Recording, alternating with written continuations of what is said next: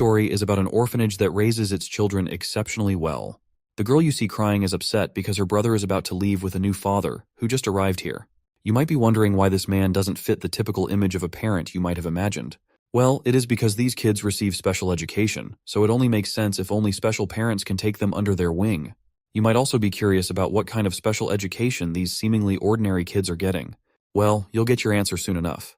As soon as the sister tells the kids to stop pretending and get ready for training, they pull out sharp blades and weapons, which are definitely not toys for poking around.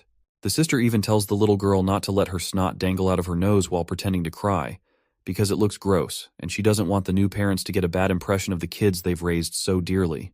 The girl quickly owns up and hastily wipes her nose. We also meet the proud director of the orphanage, who takes major pride in this special education approach. He sees it as a real gift for these kids, because they've been trained as living, breathing weapons ever since they learned how to walk. These kids are raised with super strict supervision to make sure they meet the standards of the filthy rich. Because of this crazy attention to detail, it costs a fortune to train each child properly. Another question that might come up in your mind is what these kids are actually used for. Well, there is not any straightforward answer to this question, and the director just says they're like computers. And what they're used for is decided by the buyers, or as you might call them, the new parents. For example, this rich fat cat who has just adopted a new kid shows his new son a photo of a man and says, "This is your target. Memorize his face." The director then explains that since these kids are living weapons, they pose significant threat to the buyer. So the orphanage made sure to drill each and everyone with 3 absolute principles from a young age. These are the rules they can't disobey because they have been wired in their subconscious mind, and the orphanage calls these the 3 absolute principles, and they're crucial for keeping the kids under control. While this fat guy is drilling the boy about memorizing the photo, the kid, however, points out that there's a car tailing them closely.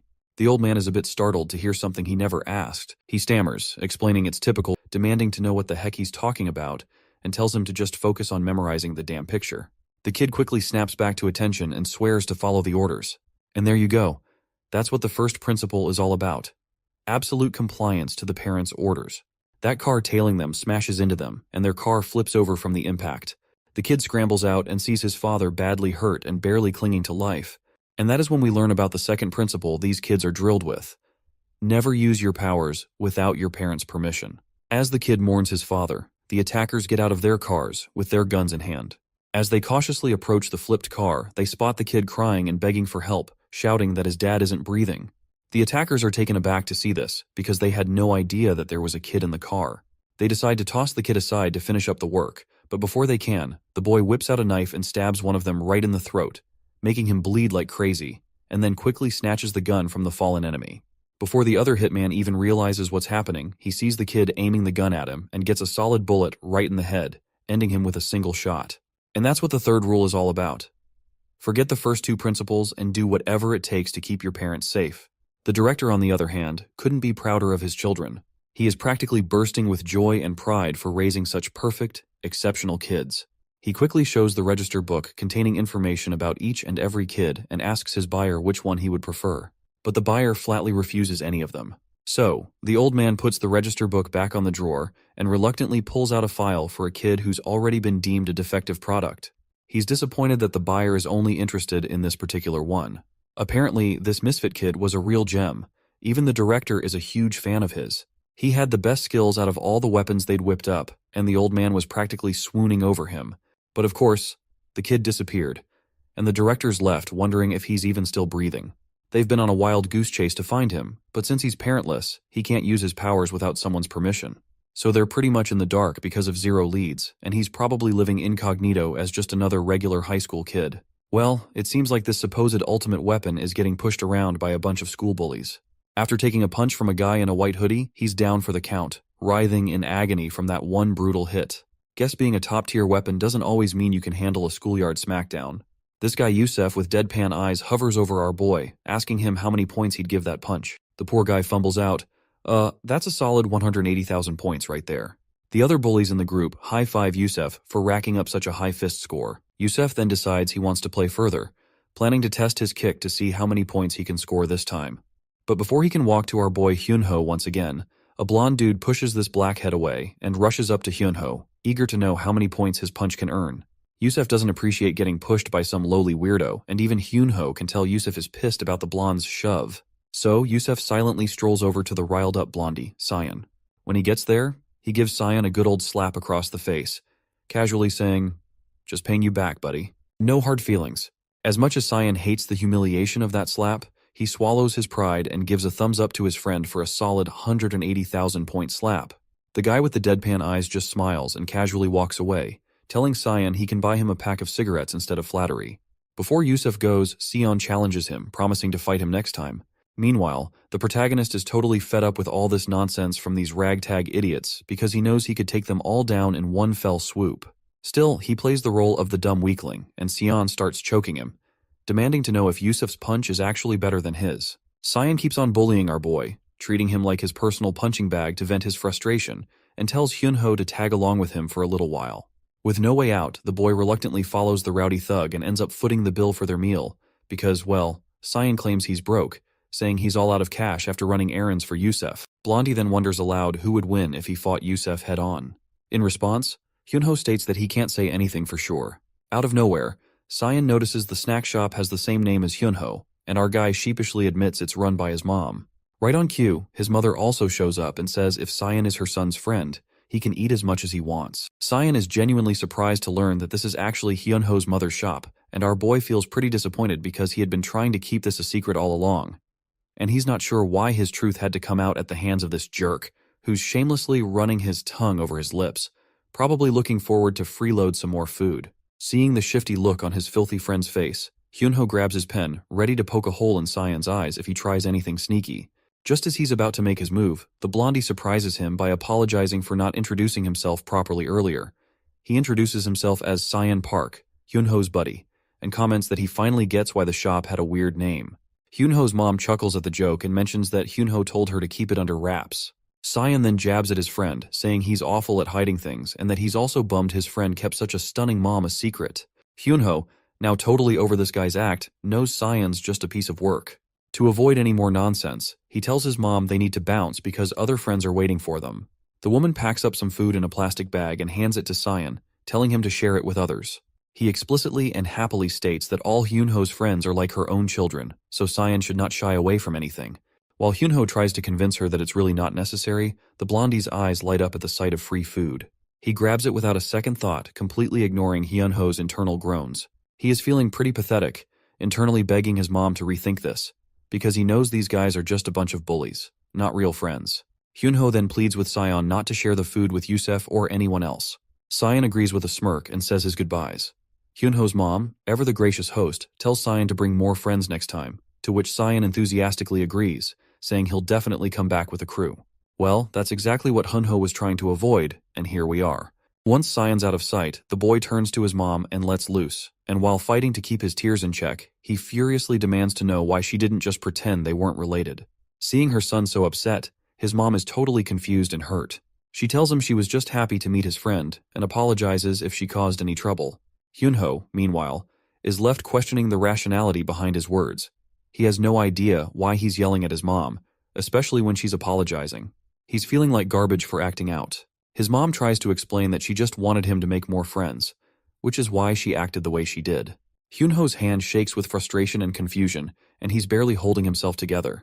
The next day at school, Hyunho sees the same tteokbokki his mom makes, sitting right before his eyes. Apparently, Yusef has figured out that Hyunho's mom runs that snack shop down the street. So, he grabbed a bowl for himself.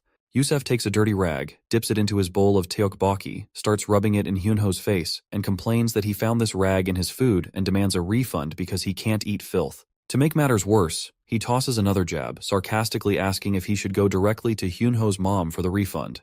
Hyunho is absolutely livid with Cyan, especially after he ratted out his secret despite his pleas to keep it quiet. Trying to keep his cool, Hyunho responds coldly, asking if they're even considered friends. This gets under Yusef's skin, and he mocks Hyunho for throwing a tantrum over a little joke. Then, to add insult to injury, Yusef dumps the entire bowl of tteokbokki right onto Hyunho's uniform. That's the last straw. Hyunho's already got his pen in hand, and before Yusef can react, he doesn't hesitate to swing his hand to jab the pen straight into Yusef's throat.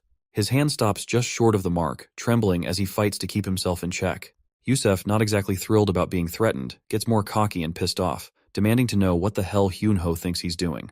A few moments later, Cyan strolls into the classroom, only to find everyone dead silent. The place is a mess. Security guards are on the scene, the window has been shattered, blood is splattered across the floor, and Hyunho's glasses are scattered on the ground.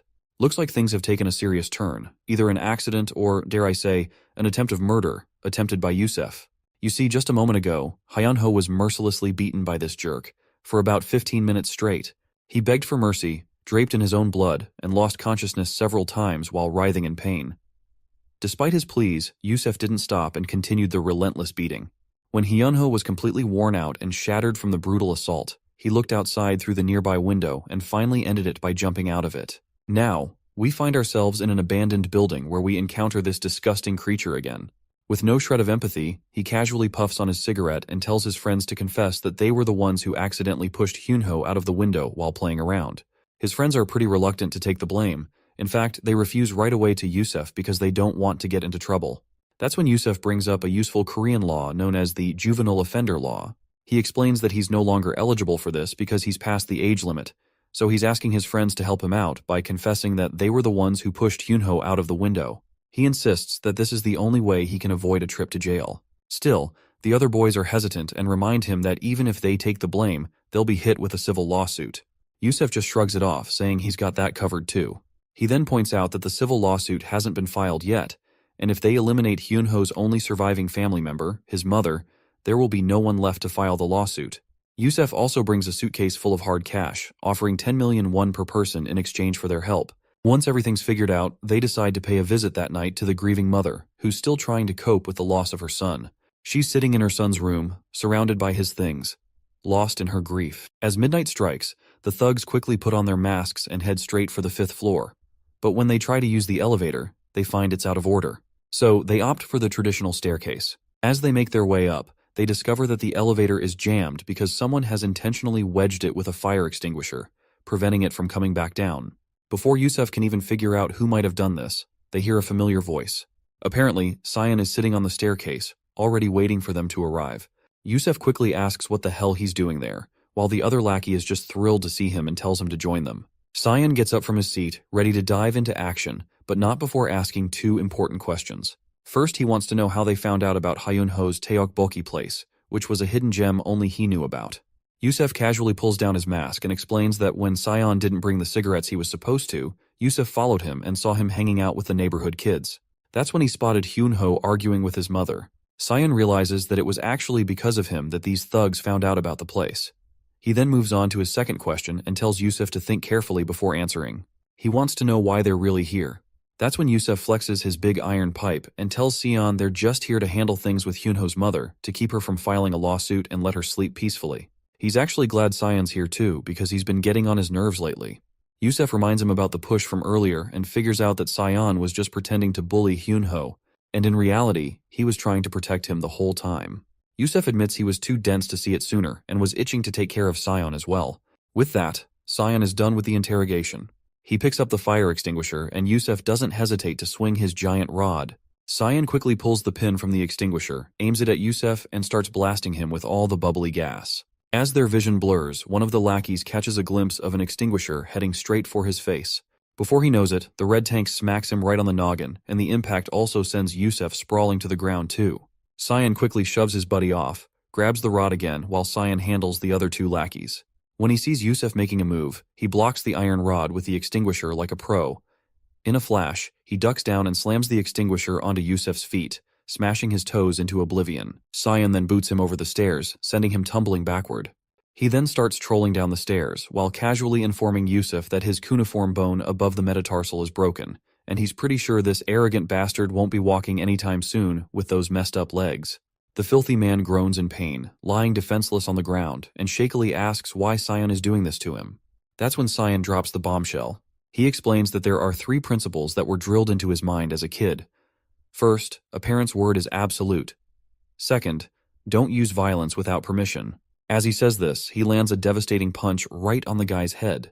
The other lackeys on the ground are totally lost, not understanding a word of this crazy rant.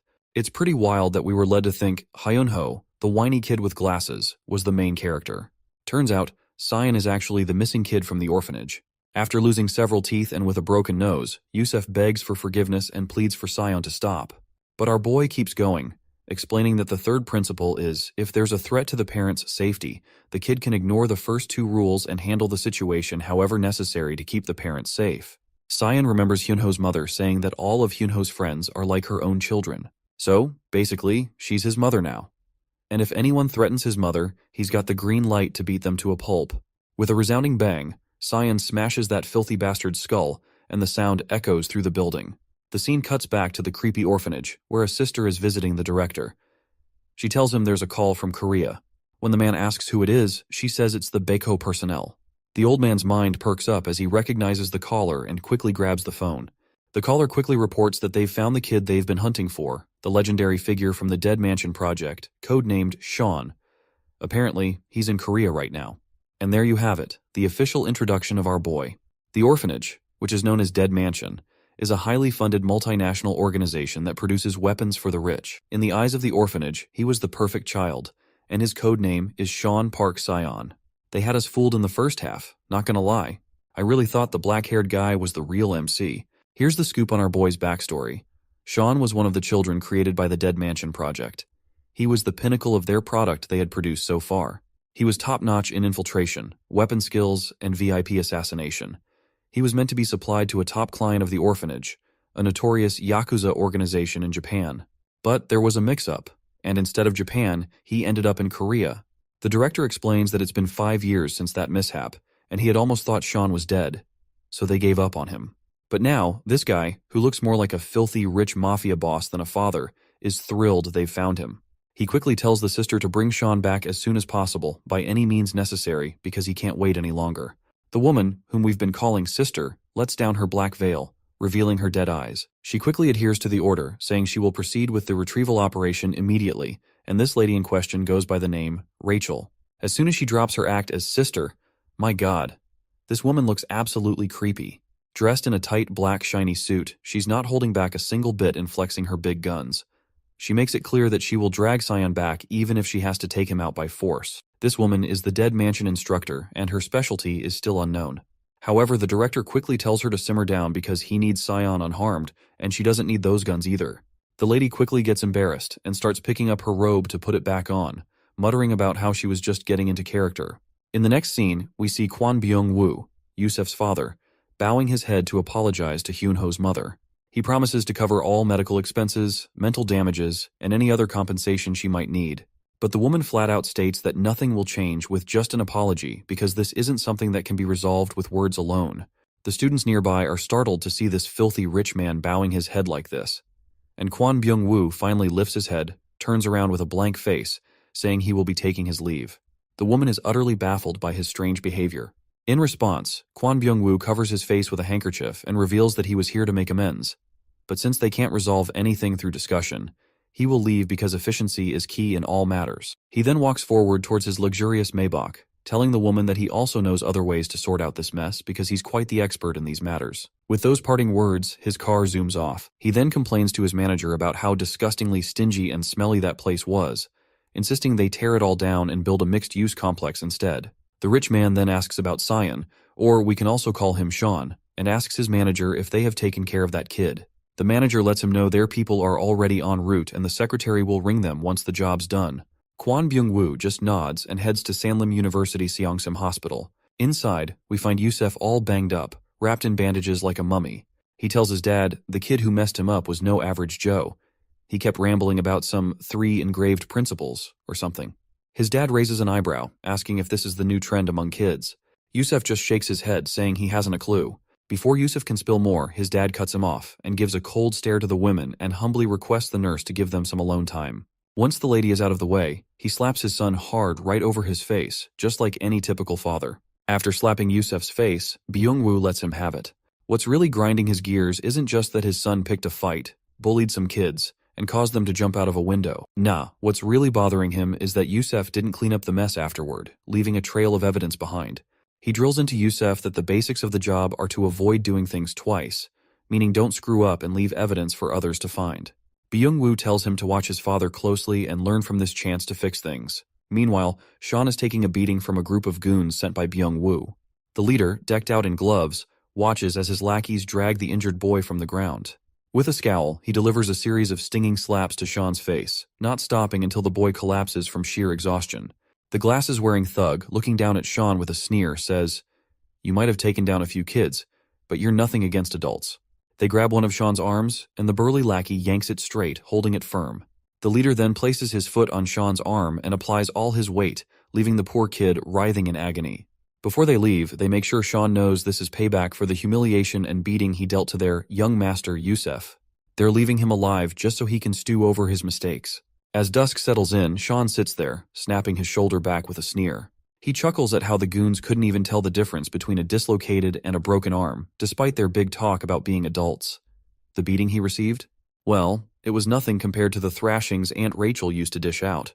Sean's frustrated that he can't tap into his full strength without orders, but he's relieved knowing Yusef won't be bullying anyone else. As he heads out, grumbling to himself, he runs into Hyunho's mother. She recognizes him immediately and asks, "What happened to you?" With a warm hello, Sean greets her and is soon invited to dinner. Hyunho's mother has prepared a feast, urging him to eat his fill. When Sean hears this command to eat, he dives into the food like a wild beast. He is driven by an instinct to comply with the care of someone he now sees as his parent. The mother then gently instructs Sean to drink some water, pointing out that it'll help him digest better. Sean follows her advice, downing the water with a hearty gulp and letting out a satisfied burp afterwards. He thanks her for the meal, and she smiles, happy to see him after such a long time. Sean's mood turns serious as he asks about Hyunho's condition. In response, she assures him that the surgery went smoothly and that Hyunho's doing fine. She's hopeful for his recovery, even though things are tough right now. Then, her strength seems to crumble. Her hand starts to shake, and tears flow freely. She sobs, feeling weak compared to her son and helpless as a mother. Her heartfelt wish spills out of her tongue. She wants to destroy everyone who hurt Hyunho, especially Yusef's father, and tear them all apart. Well, it looks like Sean has finally found a reason to unleash his powers at full force against those jerks. As the lady turns around to apologize for her sudden outburst, Sean's already long gone. The scene then shifts to Byung-woo Construction Company. Inside the building, the father of that nasty son raises a toast to celebrate the record profit they've racked up in the third quarter of this year. He's giving a heartfelt thanks to all his employees, saying it's all thanks to them that Byung-woo Construction has come this far.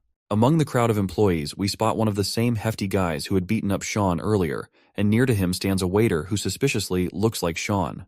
The waiter approaches the man and offers to pour him a drink. As soon as the man says, "Pour some," the waiter smashes the bottle right over this jerk's face. The bottle shatters, leaving the wine and glasses scattered through the air. The fatty stumbles back, trying to get himself together, and quickly goes for a counterattack. But Sean is ready. He shoves those bare glasses he was holding into the guy's hands like he's handing over a pair of gloves. Then, with a brutal swing of his leg, he kicks the jerk right in the face. Next, Sean grabs some forks and knives and hurls them at the guards with deadly precision. They hit their targets perfectly. It doesn't take long for everyone to catch on that something's going down. Before they can do anything, a bunch of the black-suited guys are already out, and people are screaming about a blonde kid who's causing all this mess. The mention of a blonde kid rings a bell for the company director. Meanwhile, Sean is hiding under a table, knife in hand. He zips past everyone, slicing through them like they're nothing more than cucumbers with that tiny knife of his. He's sticking to what he's been taught. A parent's words are absolute. He can't ignore the tears and pleas of the mother who wanted everyone to tear apart along with that father. So he's doing exactly what he's been told. He grabs a tablecloth and, before the ragtag crew can get close, uses it as a distraction. He throws the table right at their faces, crushing them under its weight and leaving them screaming their lungs out.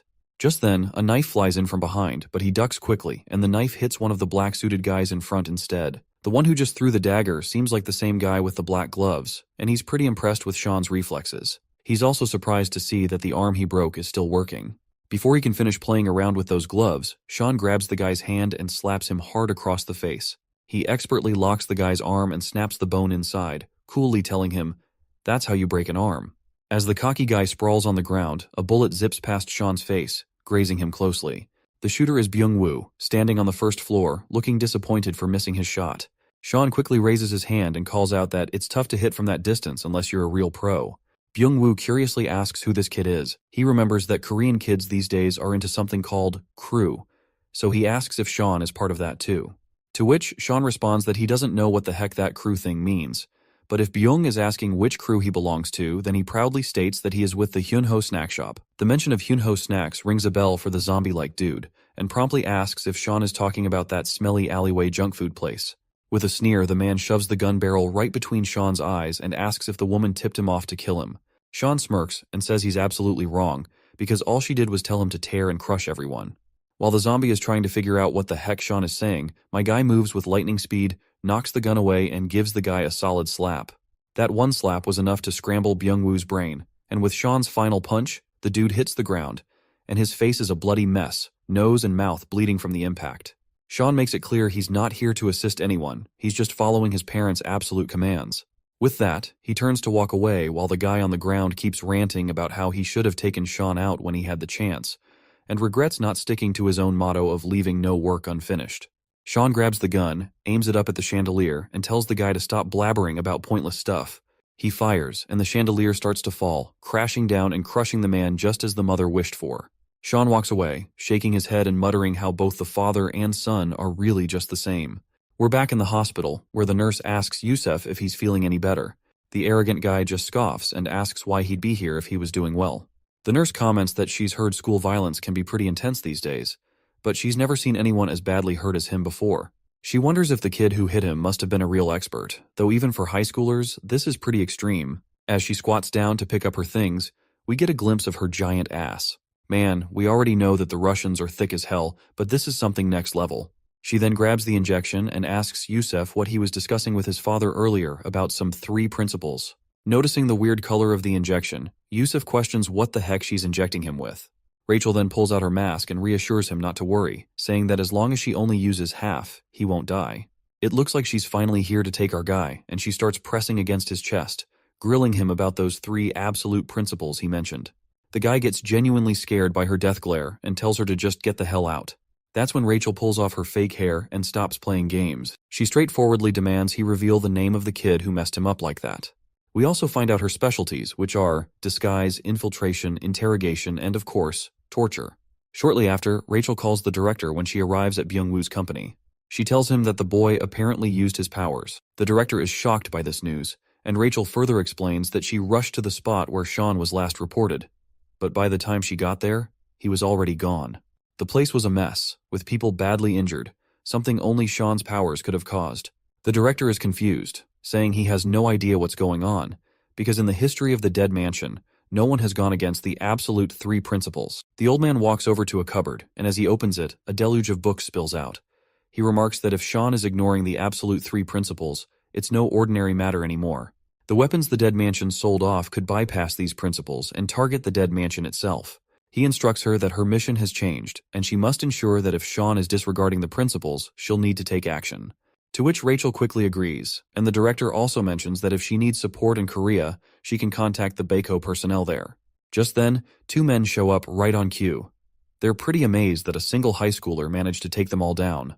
Rachel hangs up, and one of the guys, particularly the fat one, looks a bit freaked out by her appearance and wonders if kids nowadays really dress like that.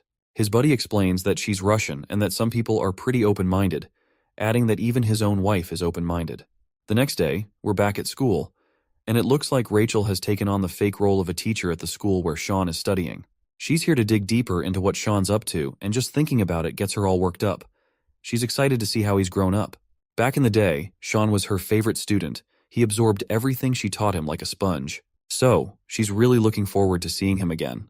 When she arrives outside the classroom, she spots Shawn. He's in the middle of narrating the story of how Yusef was begging for mercy after he beat the crap out of him.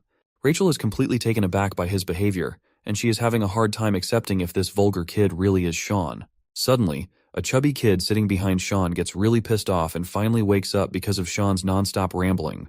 They both start getting cocky with each other, and Rachel wonders if they've already figured out who's boss. She remembers how at Dead Mansion, they had this annual event where the kids fought to measure their combat power and determine who was on top. It was so cute when they challenged her, and Shawn was always the strongest among them. But now, Shawn looks like he's getting his butt handed to him by this big guy, making Rachel seriously question his status as the strongest.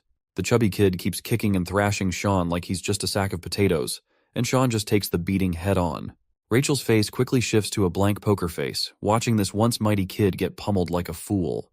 After a bit of watching, Rachel starts to figure out that Shawn probably didn't use his powers because he's hiding his true identity. This makes her think he might still be under the control of the 3 principles, but she's not entirely sure and wants to keep an eye on him. She can see his sharp, sophisticated eyes. The good kids from Dead Mansion should have both physical strength and brains, and Shaun always stood out. Even if he's hiding his power, his smarts still shine through. As his former teacher, she's a bit troubled that he can't disguise himself properly and thinks about teaching him again when she gets the chance. While Shaun is busy doodling the moment he smacked Yusuf with that fire extinguisher, Rachel gets confused. She thought he was focusing on studying with such concentration, but he's just messing around. So, she gives him a heavy book slam right on his head. In the bathroom, Rachel sits with her head spinning in confusion. She's sure Shaun can't possibly be this foolish and starts to think maybe this is someone else who just looks like him. It's hard for her to accept that he might really be this clueless. She decides to change her plans. It's no longer just about the 3 principals, now she needs to figure out if this guy is really codenamed Shaun. After class, Shaun's head is throbbing. He remembers the teacher usually doesn't hit that hard. Meanwhile, Rachel, now dressed as a student, comes over. But then he hears a familiar voice. After turning around, he sees Hyunho's mother standing there. She's relieved to see him, especially since her bags are weighing her down, and she tells him to please carry them for her. Shaun quickly proceeds to carry the bags as commanded. When they hit the snack shop, Shaun devours his food like a wild animal. The mother tells him to slow down, and he quietly takes her advice. Rachel starts piecing things together. She figures out that Yusuf is the one who knocked out this woman's son, but she's still not sure about Shaun's connection to them. After seeing him eat like this, she's fuming that Shaun is just as vulgar as she suspected and is itching to tear this Shaun imposter apart. As soon as Rachel takes a bite of her food, she gets a chill and her tongue practically hangs out. She asks for some water after just one bite of the insanely spicy dish. The woman quickly hands over the water and asks if she can't handle the heat. Rachel is stunned, wondering how these folks can torture themselves with such fiery food. She is pretty sure these Koreans are out to assassinate her with this much heat. Shaun then tells her to slow down, saying she's being clumsy. That's it. Her frustration has hit the roof, and she vows to take this jerk down. Speaking of spice, she remembers Shaun couldn't handle it either. If this guy is really Shaun, he should be struggling with all this heat, just like he did back in Russia. She watches his trembling hand, thinking he's having a tough time. But instead, he's giving thumbs up after thumbs up to the lady, raving about how delicious the food is. The woman is happy and keeps feeding him. Rachel realizes he's actually handling all that spice like a pro. She is confused, wondering why he's chowing down on this fiery food like a fool instead of refuting to eating it. Rachel then remembers that Shaun helped this woman carry bags with just her one command, and now he's eating without refusing her and helping her with everything she asks for, as if he's following her every command. Seems like she's finally pieced it together. He also would not have killed all those people so skillfully without any commands, and she's sure he was ordered to destroy the Byungwoo construction purposefully. The only person who seems likely to give such orders is the woman he's with. After connecting the dots, Rachel decides to test her theory to see if this woman is really the one commanding Shaun. She pays the bill for her food, and while the mother turns to grab some spare change, Rachel sees her chance. She grabs a chopstick and throws it toward the woman. Just as she hoped, Shaun leaps from his seat, intercepts the chopstick midair, and grabs the woman by her face. The stool nearby tips over as they quickly vanish. When the mother turns around, both of them are gone. When we finally see them, Rachel can't contain her excitement after realizing that it's definitely Shaun. On the other hand, it does not take long for our boy to figure out who she is, telling her to drop the act and stop tailing him like that. Rachel greets him officially and asks why he's hanging out with that woman and why he is following her orders like she's his mom. She is sure that there's no way a rundown snack shop owner could be connected to a top kid from Dead Mansion. Shaun stays tight-lipped, so Rachel decides to take action. She grabs his hand, launches him into the air, and slams him down to the ground like a sack of potatoes. I can tell the impact was pretty rough, judging by his groans of pain. Rachel then tells him to stop messing around. It's time for him to get back to the orphanage, because there's a whole line of clients waiting for him. Suddenly, Shaun's mind flashes back to the painful memories which had been buried in his mind. He is standing in the middle of knocked-out kids, and he's probably the one who left them out cold during their training. There is also this mysterious woman who gave him the name Park Syan, but he can't seem to remember her. In a sudden burst of shock, Shaun blurts out and asks Rachel who this woman in his memories is.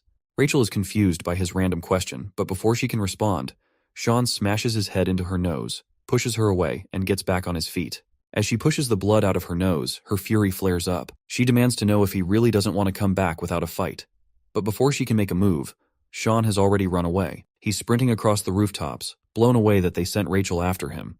The image of the bloodied woman keeps flashing in his mind, and he's determined to figure out who she is, haunting his memories. Back at the Dead Mansion, the director is having a full-on meltdown over the news that Shaun managed to escape. Rachel apologizes, saying he slipped away while she was momentarily distracted. But she also brings some good news. They've tracked down the old woman who's controlling Sean with the 3 principles. Turns out she's the one Sean recognizes as his parent. The director is thrown for a loop. How can an old woman be perceived as a parent? He asks Rachel if the old lady is intentionally using the 3 principles, but Rachel admits she can't be sure yet, and more investigation is needed before jumping to conclusions. The director decides it's best to verify things with the old woman before sending more resources after Sean. After a wardrobe change, Rachel steps out of the bathroom in this old lady disguise, leaving this other old woman confused, who can bet her life that she just had seen a young girl enter the restroom earlier. Meanwhile, the director is busy explaining to us that there are only 2 ways to retrieve a good child from their parents, and we'll learn about the first method soon enough. Back with Hyunho's mother, she is taken aback by the appearance of this elegant old lady. Rachel, under the disguise, sternly advises her to keep her distance from Sean. She introduces herself as Sean's mother, noting that she's often busy with business trips and hasn't paid much attention to her child. Now she's all dramatic about how it breaks her heart that Sean's been eating such awful spicy food. Hyunho's mother suddenly realizes that Sean can't handle spicy food and feels a bit of guilt for making him eat it all this time. It's a harsh wake-up call that she's been feeding him stuff that's clearly not good for him. Rachel is grinning inside, thrilled that this old hag is finally feeling some guilt. This is exactly the kind of reaction she was hoping for. You see, by getting the parent to voluntarily give up custody of the child is the first way to take a child back from the parent. And this is what Rachel is trying to achieve. So, she keeps her smooth talk, saying she understands that Sean listens to Hyunho's mother. So, Rachel tells her that when Sean comes back to eat here, she should sternly tell him never to return and go back home. It's a dirty play on Rachel's part, but it's all part of the plan. If Hyunho's mother tells Sean to go home, he'll take it as an order and head straight back to the dead mansion. Rachel starts to leave, but Hyunho's mother surprises everyone by refusing to say what Rachel suggested. Looks like Rachel's plan isn't going as smoothly as she hoped. Hyunho's mother speaks up, and it's a gut punch to Rachel's plan. She asks Rachel if she's even paid attention to her own son. She reveals that Sean is always covered in filth and dirt, and whenever she asks him about it, he just always says he fell. At first, she used to think he was just being a rebellious kid, but now it breaks her heart. It's clear to her that Sean needs someone who truly cares for him, unlike this rich woman who's clearly abandoned him. As she cries, she admits that she's come to care about Sean and doesn't want him to end up like Hyunho. She's willing to step up and take care of him since there's no one else around.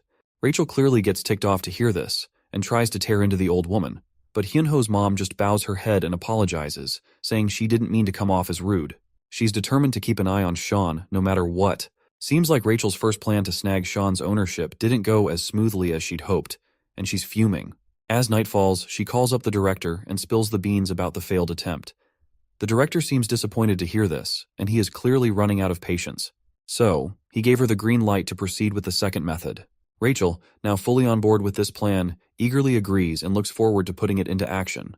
With a determined look, she sheds her garments to reveal a more wild side of herself, signaling that things are about to get serious. It turns out that, upon the death of the parent, the child reverts to the ownership of the dead mansion. So, her new target is Hyunho's mother. The scene shifts to outside a mart, where Hyunho's mother is seen shopping for groceries for her shop. And we can also see Rachel lurking in the shadows. She waits for the perfect moment, her finger poised over the detonate button of a bomb. When she decides it's time, she presses it, and the explosion rips through the air. The fire alarms blare and sprinklers kick on, dousing everything in water. But the blast wasn't aimed at Hyunho's mom, because it was merely a diversion. As Rachel's gun comes into view, she takes her aim.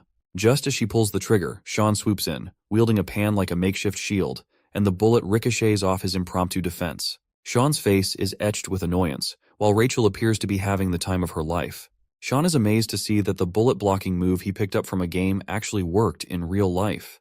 He then drops the pan and strides toward Rachel, looking clearly annoyed by her actions.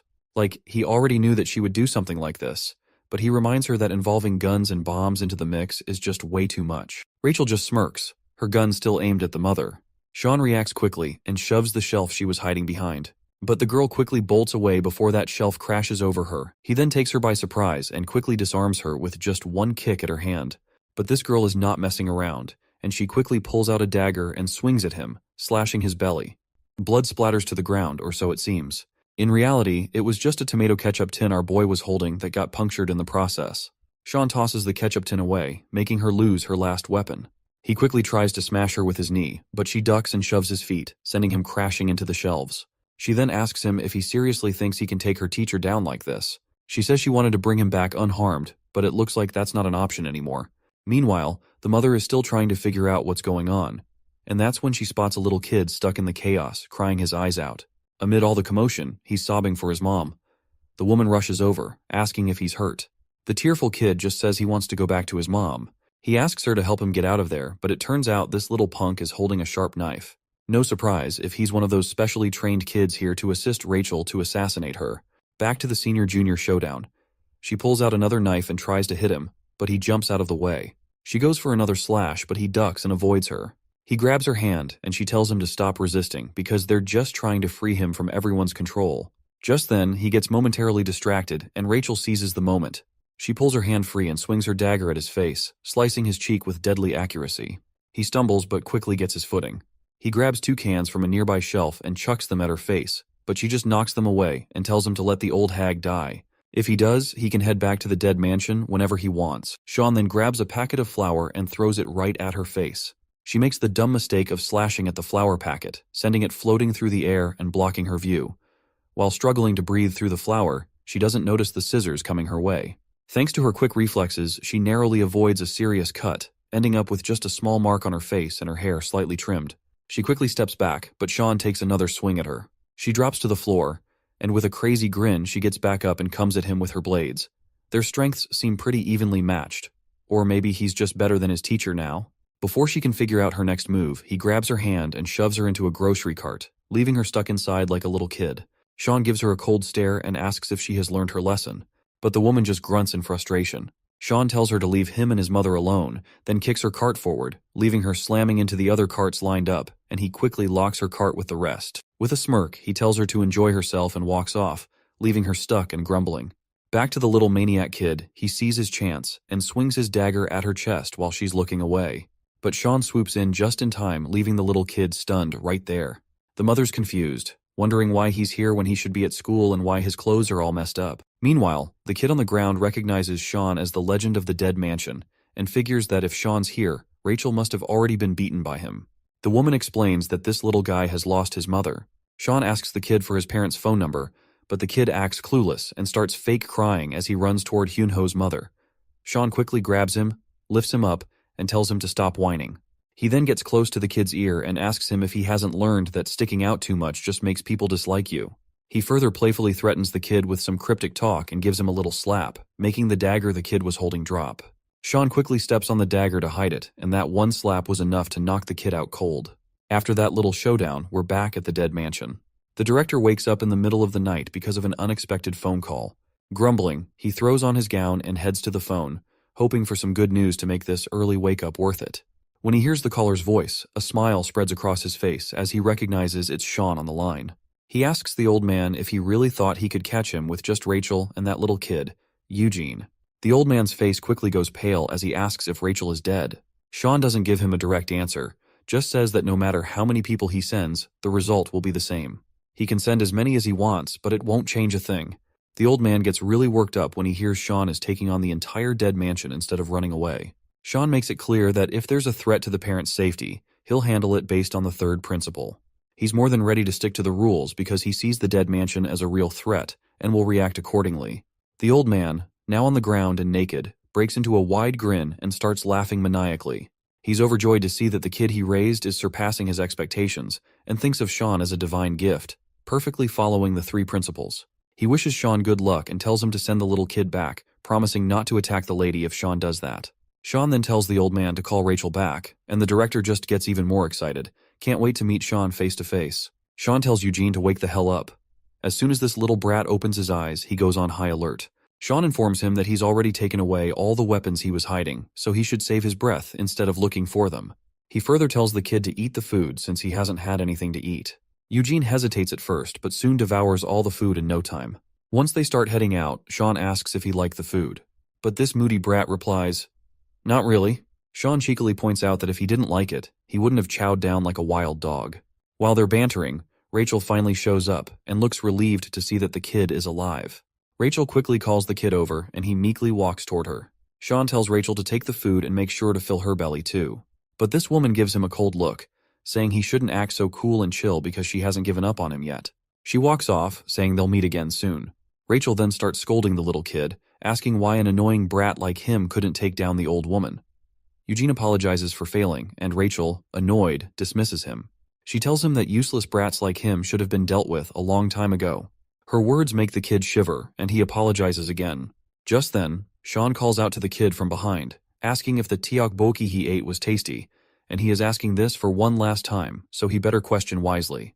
The kid tilts his head and, with tears streaming down his face, he says it was tasty. That's all Sean wanted to hear, and he wastes no time telling Eugene they're going back to Hyunho's snack bar to taste this delicious delight once again.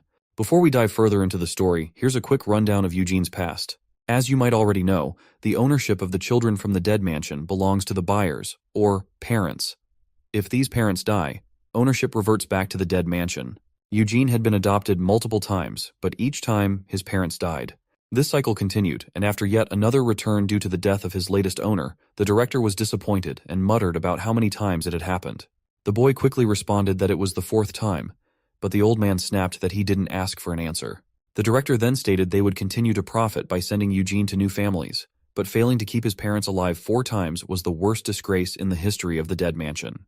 He didn't shy away from reminding Eugene that if this continued, they would have no choice but to dispose of him. The old man asks the kid if he knows what happens to children who get disposed of. With those little graves behind him, the kid can pretty much guess what's coming. The old man tells him he'll need to become someone important.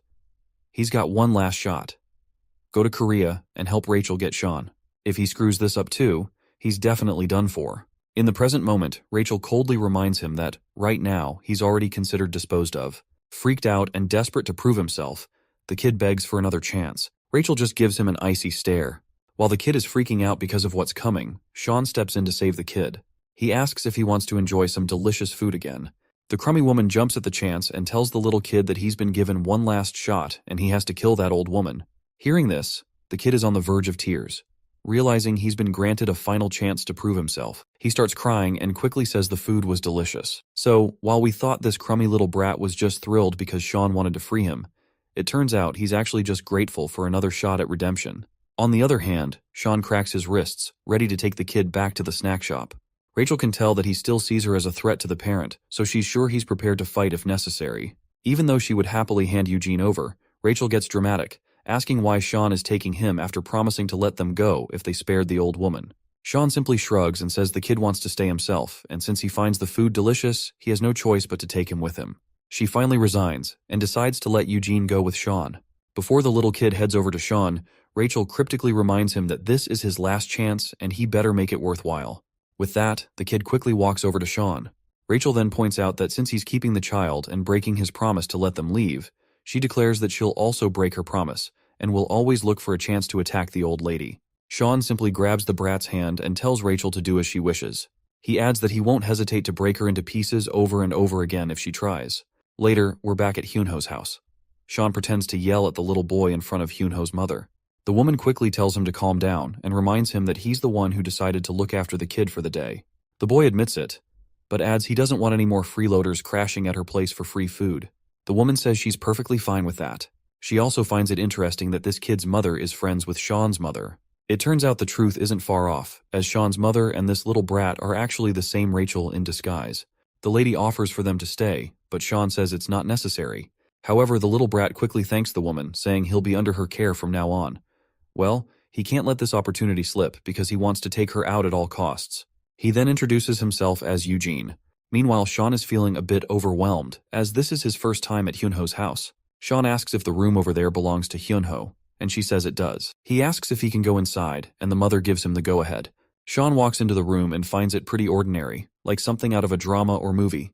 It's the kind of room that feels like a moderately happy family lives there, with a vibe of everyday life and comfort. The room gives off a sense of warmth and normalcy that Sean has always longed for. It's the kind of typical family space he wished he could have been part of. He thinks Hyunho should have been here, living a happy, normal life, rather than being caught up in all the chaos. Once the brat finishes his meal, he thanks the lady and compliments her, saying everything was perfect, especially the omelet. The woman is pleased with the compliment. Then, the kid asks if he can ask her a question, and she agrees.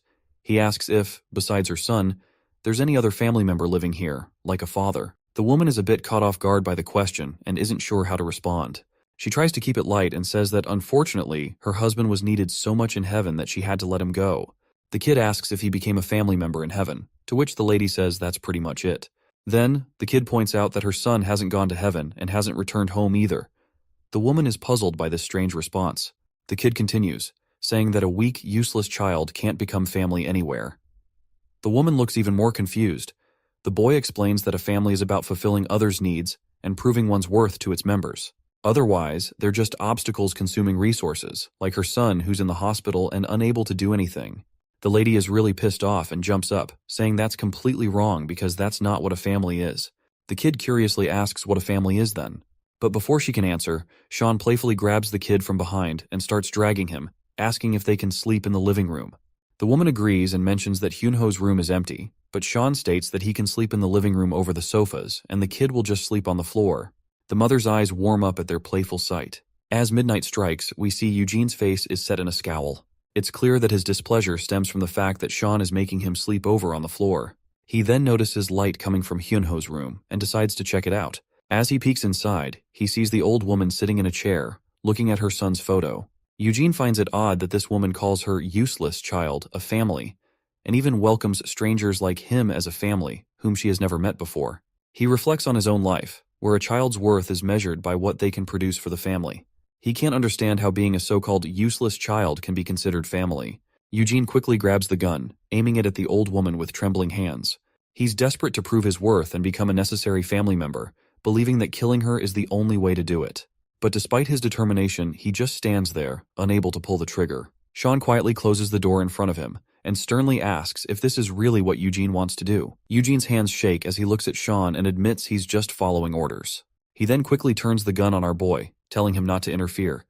As he pulls the trigger, no bullet fires. Seeing this, Eugene looks puzzled, wondering why the gun is empty. Sean then scatters all those bullets down on the ground and reveals that he had already taken all the bullets away while Eugene was sleeping. He also knows that Rachel was the one who gave him the gun.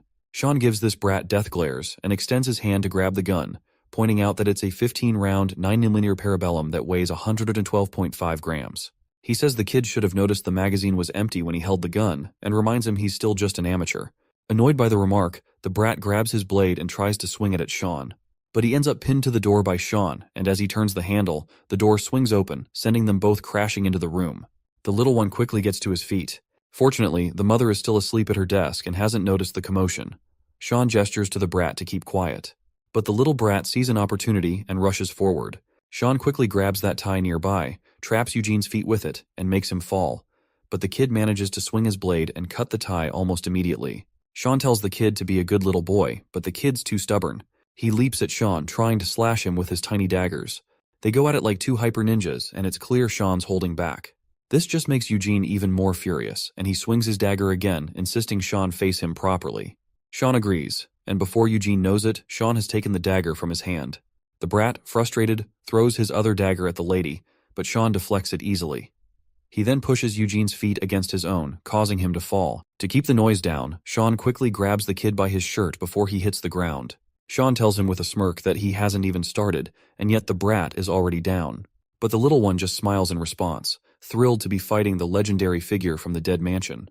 Just as Sean is holding him, the mother slams a book over his head with a fury that could only come from the most dangerous person on the planet. She's absolutely livid that Sean is picking a fight with a little kid. Our boy quickly tries to reassure the angry mother that this isn't what it looks like. Meanwhile, the little brat grabs the dagger from the ground, seizing the opportunity to strike. Sean gives him a death glare and tells him to stop. Then, Sean quickly grabs the little one by the shoulders, reassuring the mother that they're just buddies having a morning exercise session and that the dagger is just a toy. Seems like this little one is still fixated on killing the woman, but realizes he won't get any chance while Sean is around, so he starts to think of a sneakier approach to get the job done. The lady turns to Eugene and tells him he shouldn't pick fights with his big brother because they're all one family under one roof. The word family catches Eugene off guard again, and he gets somber, finally asking why he's being considered part of this family. Sean quickly reminds him that they eat together and sleep under the same roof. The woman agrees and pats Eugene, saying that since he's living here, he's already part of the family. Just then, someone knocks on the door, calling out to see if anyone is inside.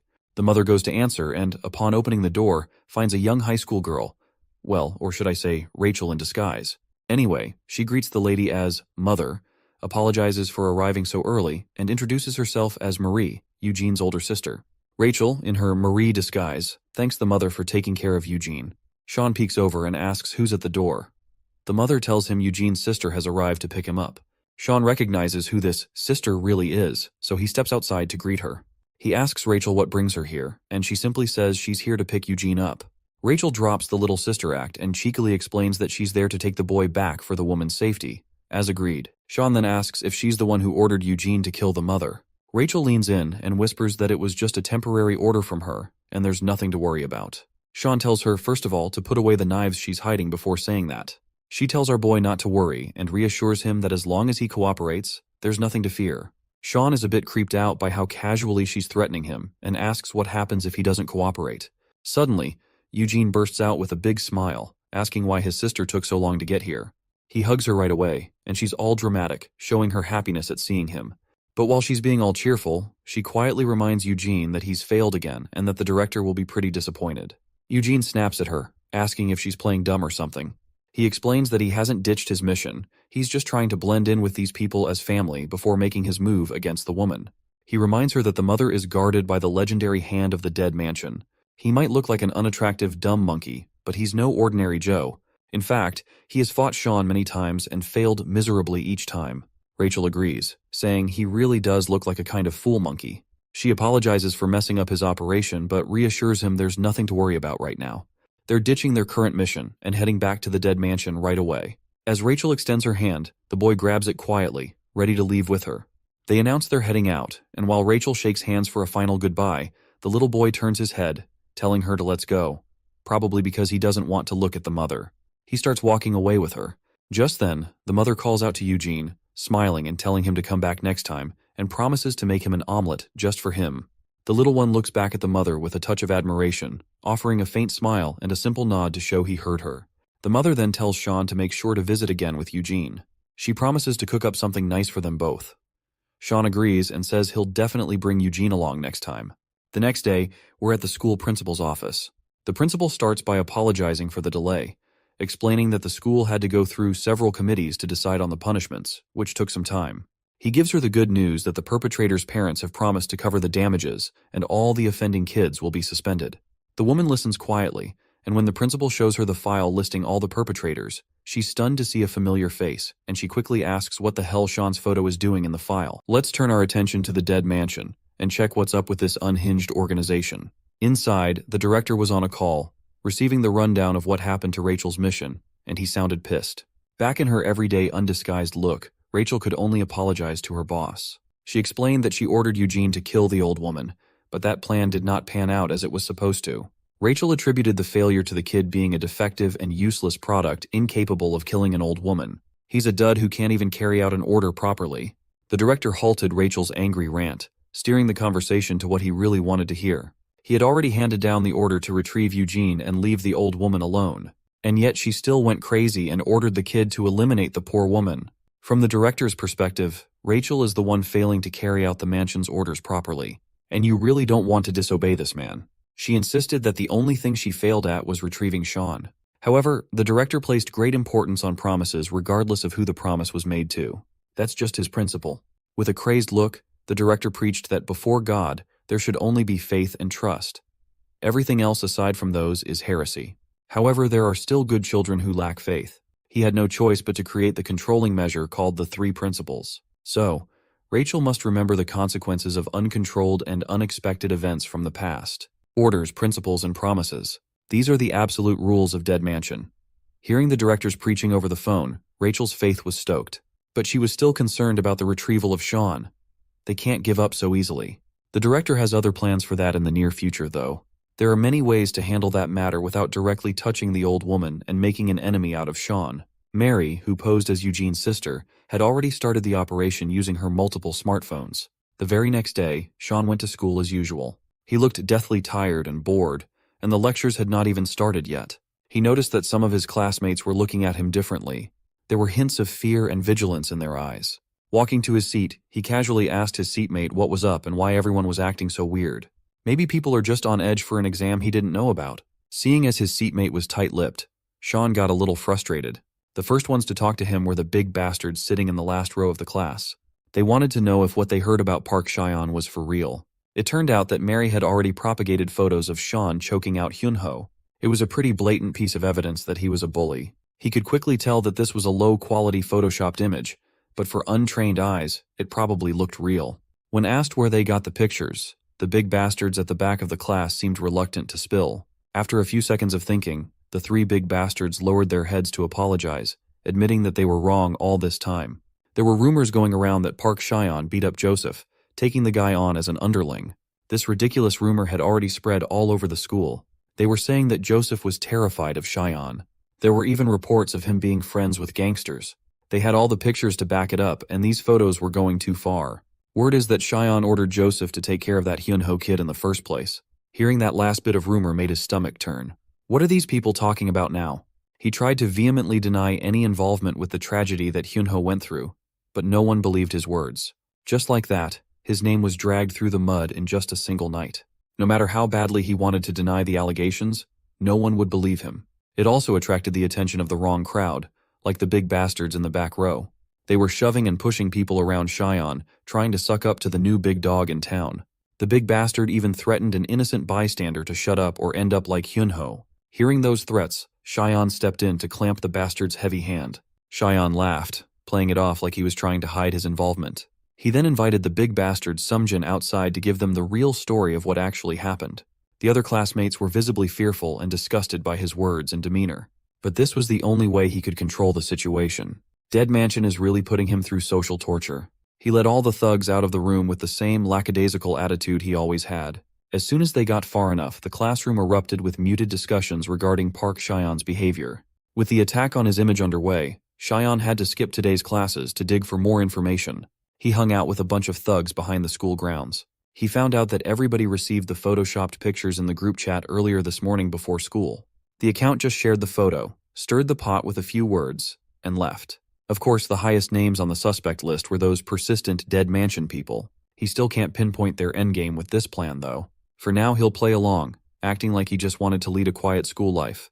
But the cat's out of the bag now. He even mentioned transferring to another school again. His mood darkened as he told the big bastards that he wanted to graduate without trouble. He doesn't want to get caught up in pranks like this. He's way past the point of troubling himself with childish problems. He has his hands full with the world of adults. So he tasked the big body bastards to make sure that this matter didn't spread any further. Calling them his crew, keeping this quiet was their first job. Hearing Cheon order them around, calling them a crew, made these big boys blush like schoolgirls. While he was receiving their praise, a familiar figure just happened to pass by the dark alleyway. It was none other than Hyunho's mom. She just saw Cheon interacting with what looked like a bad crowd.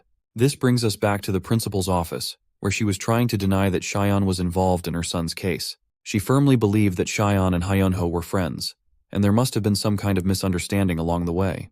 But the principal had already gotten hold of the infamous photo circulating around the school. In addition, there's a testimony that he hung out with Joseph in the past. With all the available information planted recently, even the principal believed that Park Cheon was the original instigator of this mess. Hyunho's mother sat in that office, her mind reeling from disbelief. The principal added that contacting Cheon's parents was impossible. They seemed to think that the kid didn't receive a proper family education. As an educator, the principal knew far too many cases where a child such as Cheon could easily go astray. Humbly wiping his sweaty face, the principal urged the old lady to stop trusting the kid so much. Meanwhile, Cheon still wasn't seeing the bigger picture. He only hoped that the rumors would quiet down and eventually die out. Those buff bros have a surprisingly innocent side to them. They were so easily manipulated into becoming his underlings. Just as he was laughing to himself, Sean noticed something odd nearby. He stopped laughing and asked the figure hiding behind the alley if her name was Mary. She eventually showed herself with a wide smile. She thought she was hiding pretty well, so she wasn't expecting to get spotted so fast. As professional advice, Sean urged her to erase that strong coffee smell before going on a covert mission. This happened in front of Hyunho's house last time too. Mary was quite shocked to hear that the legendary Sean could even catch a whiff of someone's scent from so far away. It was almost creepy in a way. Sean took the opportunity to ask what her deal was, and what she got from making his life more complicated than it already was. But she knew that this young man enjoyed the thrill of it all. She even caught the cool act he showed those buff bastards in the dark alley. Sean cringed a little, not expecting to be under such heavy surveillance. Mary wanted to ask how it feels to be slotted into the top bully position at school. Shaun finally snapped. Being in such a negative spotlight wasn't his style at all. He was already popular to begin with. But she wasn't talking about all that. She wanted to know what he thought about the cold and harsh gazes of his peers, the eyes filled with betrayal and contempt underneath. Mary genuinely wanted to know if Shaun liked that stuff. Used to such crazy characters from the mansion, Shaun stayed chill and confirmed if she was behind all those photos. He admitted that it was well made for its purpose, but it was still a little crude for his tastes. She made a perfect weapon, just good enough to fool the general public. Mary admitted that, given the tight schedule and limited resources, she had to settle for something crude. All Shaun was hearing were excuses. Slowly lifting his eyes with a mocking grin, he turned to Mary and said the word, "Scratch." The young lady's smile did not dissipate, but her hand darted into her bag with unprecedented speed. Shaun immediately jumped out of the way. His bag suffered 3 gunshot wounds from the conveniently obscured gun inside Mary's purse. He found himself hiding behind concrete walls while trying to pacify Mary. This was Korea. They can't just take a gun out whenever they want. Besides, the mansion's supposed to retrieve him, not kill him. When asked what Mary would do if he was hit, she just laughed and argued that Shaun could easily deal with this much firepower without any problems. But in her own opinion, the legend of Shaun should just die. She thinks it would be better if they just discard him, not waste more resources for his retrieval. Walking into the dark alley away from the prying eyes of the public, Mary casually tossed her ruined purse away. She was now creeping in with a Glock in her hand. Shaun erased his presence, letting the young lady walk deeper into the darkness to find him. Once he deemed the timing was right, Shaun pounced at Mary, aiming to remove the gun from her hand. His grip strength was so absurd that the young lady could not make the firearm budge with 2 hands. He slammed Mary right into the nearby wall, hoping to shake her enough to let go of the Glock. But the girl was tough. She knew how to minimize impact damage. More importantly, she knew how to retaliate. Lifting her legs, Mary drew a hidden blade from under her skirt. It was just a tiny knife between her knuckles, but the experience she had wielding such a sneaky weapon made her deadly. Shaun immediately protected his vital areas, but he was forced to take Mary's sudden attack. His eyes were as clear as they could be. While moving with zero wasted motion, he asked if this was all she had.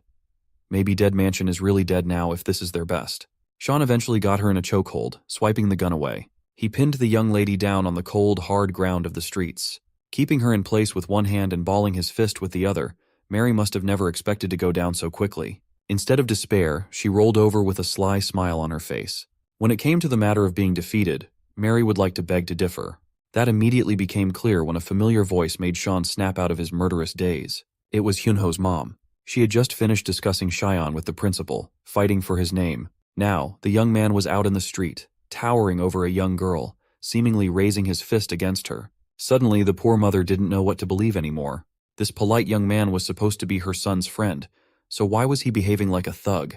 Mary might be the one lying down on the floor, but she had the smile of someone very pleased with herself. Hyunho's mom finally asked Park Cheyenne if it really was him who hurt her son. Cheyenne immediately sobered up, realizing what his position might look like to those who didn't have the assassination context. Mary was not going to let him get another word of explanation in, though. The young lady played up her distress, getting up from the ground and crying while pleading for Hyunho's mother. Given that they were partly acquainted with one another, the mom asked what exactly was going on with Mary and Cheyenne. No matter how much he tried to discredit her words, he was unable to do so. When the mom yelled at him, calling his full name, Cheyenne was stunned. His obedience made it impossible to go against her words. When she ordered him to stay right where he was standing, he had no other choice but to follow. So, he did not dare move another inch. Balling his fist in frustration, he recalled the 3 principles. A parent's command was absolute. Mary then started pouring toxic ideas into the mom's ears. On that day, when she got Eugene back home, the kid's body was covered in bruises, and they wouldn't talk about the injuries. According to Mary, the kid kept insisting that brother Cheyenne had done it. Recalling that time when she caught Cheyenne wrestling with the kid as Cheyenne made an excuse that they were just doing some morning exercises, it wasn't hard for Hyunho's mom to connect the dots. There was also the principal's assessment and the testimony regarding Cheyenne's link with Joseph. Mary continued that she just wanted to ask Cheyenne about what really happened, only for the young man to lash out and hit her in the process. Cheyenne naturally denied these allegations as much as he could. The dubious Mary was laughing at him on the inside. They might not be allowed to touch Sean's new mother, but there are plenty of ways to get to him without the threat of violence. Shaun tried his best to appeal to the mom.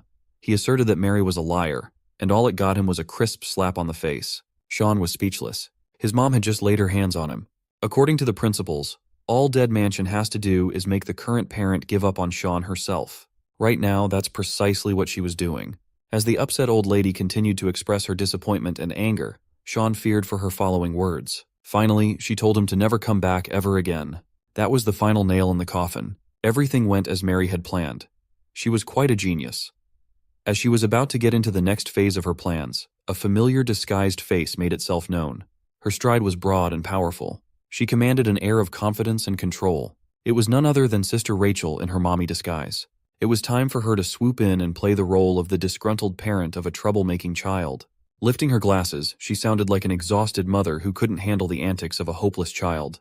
When she told Cheyenne that it was about time to go home now, the young man was visibly shaken. He did not want to return. Back in the dead mansion, the director flashed his disgusting grin, showing his bejeweled teeth. On the phone, he had just received updates regarding the success of Sean's retrieval. He praised Mary for such an excellent job. The perv was so excited at the prospect of his greatest weapon coming back that he lost all strength in his knees. He kneeled before a painting of the Lord and thanked the heavens for answering his prayers. The director attributed all the success to Mary and her twisted ideas. She made a truly befitting resolution as Dead Mansion's most excellent strategist. Acting modest despite all the praise, Mary insisted that she just did what the director wished for, and she would continue doing so. When the old perv started going on and on about how the legend of Dead Mansion was finally going home, that Sean was finally joining their ranks again, Mary's mood took a turn for the worse. Her next orders were to return as quickly as possible, and she accepted the task without a fuss. On the other side of the room were Sister Rachel and the parentless weapon, Sean. They were busy eating pizza, ice cream, spicy noodles, and all kinds of good food. Rachel commented on how similar their tastes were when it came to food, knowing full well that Sean was just eating whatever she ordered him to eat. On second look, this demonic nun was actually forcing him to eat pineapple pizza with a side of mint ice cream. This was worse than torture, if you ask me. This was Rachel's way of making sure that Sean severed his connection with that accidental parent. Just like before, she had complete control over the young man's actions. She was sure that Dead Mansion could finally regain ownership over their star. Meanwhile, Sean was practically begging for milk to counteract the heat lingering in his mouth. While busy with the torturous dinner, a man sitting in a wheelchair arrives to check on Rachel and her mission of capturing Sean. It turned out to be Joseph's psychopathic dad, Kwon Byung-woo. He was also the one backing up Dead Mansion by providing Sister Rachel's accommodations and resources. When asked, she replied that the most expensive penthouse in the area they were being housed in was passable. It was not too bad. Sean reckoned that the voice of that vegetable sounded familiar. The psycho wasn't bothered by all the nonsense. All he cared about was catching the damned brat that put him in the chair. He would gladly spend any amount of money to make it happen. Realizing who this psycho was, Sean snapped out of his spicy noodle drunkenness and stood up from his seat. He teased that the psycho must be trying out cosplay or something with all the bandages and the wheelchair. This naturally pissed off Joseph's father. This encounter could have escalated out of control if it had not been for Sister Rachel to step in with authority. Pulling out a mini Uzi from God knows where, she pointed its muzzle at the wheelchair-bound psycho. She asserted that, as discussed, Dead Mansion would take custody of Sean and no one else. In return, the organization would not touch Joseph. That was the condition of their deal. The psycho turned around and assured her that he was clear on the details. This was just business after all. Before heading out, the psycho added that Sean was not the only one he was seeking revenge on. Since this didn't concern her at all, Sister Rachel gave the psycho the green light to handle his revenge against other people as he wished. Sitting in front of Sean, Rachel teased that if the psycho guy went on to kill Hyunho's mom as revenge, the Dead Mansion wouldn't lift a finger to retaliate. Sure, the organization promised not to touch the old woman, but they never agreed to a protection mission either. Realizing that Hyunho's mom might be in grave danger without any sort of protection, something inside Sean was spurred on. He imagined what she must be doing right now. She would be diligently preparing all those delicious snacks to sell. A customer approached the stall and promptly ordered one of her famous rice cakes. The customer even added a few more fried snacks too. Just as Sean was thinking about her, she was also thinking about the kid. She saw a child eager to make her feel better in the toughest time of her life. The customer interrupted her thoughts by adding some delicious-looking kimbap to his order. She just could not shake the thoughts of that sweet young man away. Why would there be pictures of him seemingly messing with Hyunho? Believing all the shady information around, she tried to convince herself that the young man was just a bad child. He was a thug who put her son in the hospital. Distracted by everything going on inside her mind, the old lady accidentally cut her finger. She dropped the knife on the floor as the shock of being wounded made her curl in pain. Seeing this, the customer hurriedly entered the kitchen to see if she was okay, as he could see a lot of bleeding. The mother kept insisting that she was okay. With tears in her eyes, she assured the customer and herself that it would stop soon. Mr. Customer calmed down upon hearing that. Then, this bastard started pulling out a hidden knife from his pockets. Gripping the blade while keeping it obscured, the seemingly concerned customer slowly closed the remaining gap between him and the target. He remembered receiving the orders from the boss, so he would not have to worry about the cleanup after the job. All he had to do was sneak up to the old lady and go for the kill, and their partner company would handle everything after that. Just one hiccup though, Hyunho's mom just picked up a phone call. She must have just received massive news as her eyes darted open in shock upon hearing what the person on the other line said. Hyunho's mom hurriedly turned around and ran out of the shop. She didn't even see the man's knife. She just told the customer to eat as much as he wanted free of charge. When asked where she was going, she simply answered that she was heading for her son. It turned out that Hyunho had miraculously regained consciousness. That phone call was from the hospital, notifying his mom that the kid had awakened. Doctors and nurses hurriedly poured into the hospital room to assess Hyunho's condition. The kid seemed responsive, but it was still pretty hard for him to speak. The doctor advised that he take it easy and stop pushing too hard. When asked if he remembered anything before getting hurt, the young man stared at the ceiling and solemnly answered that he did.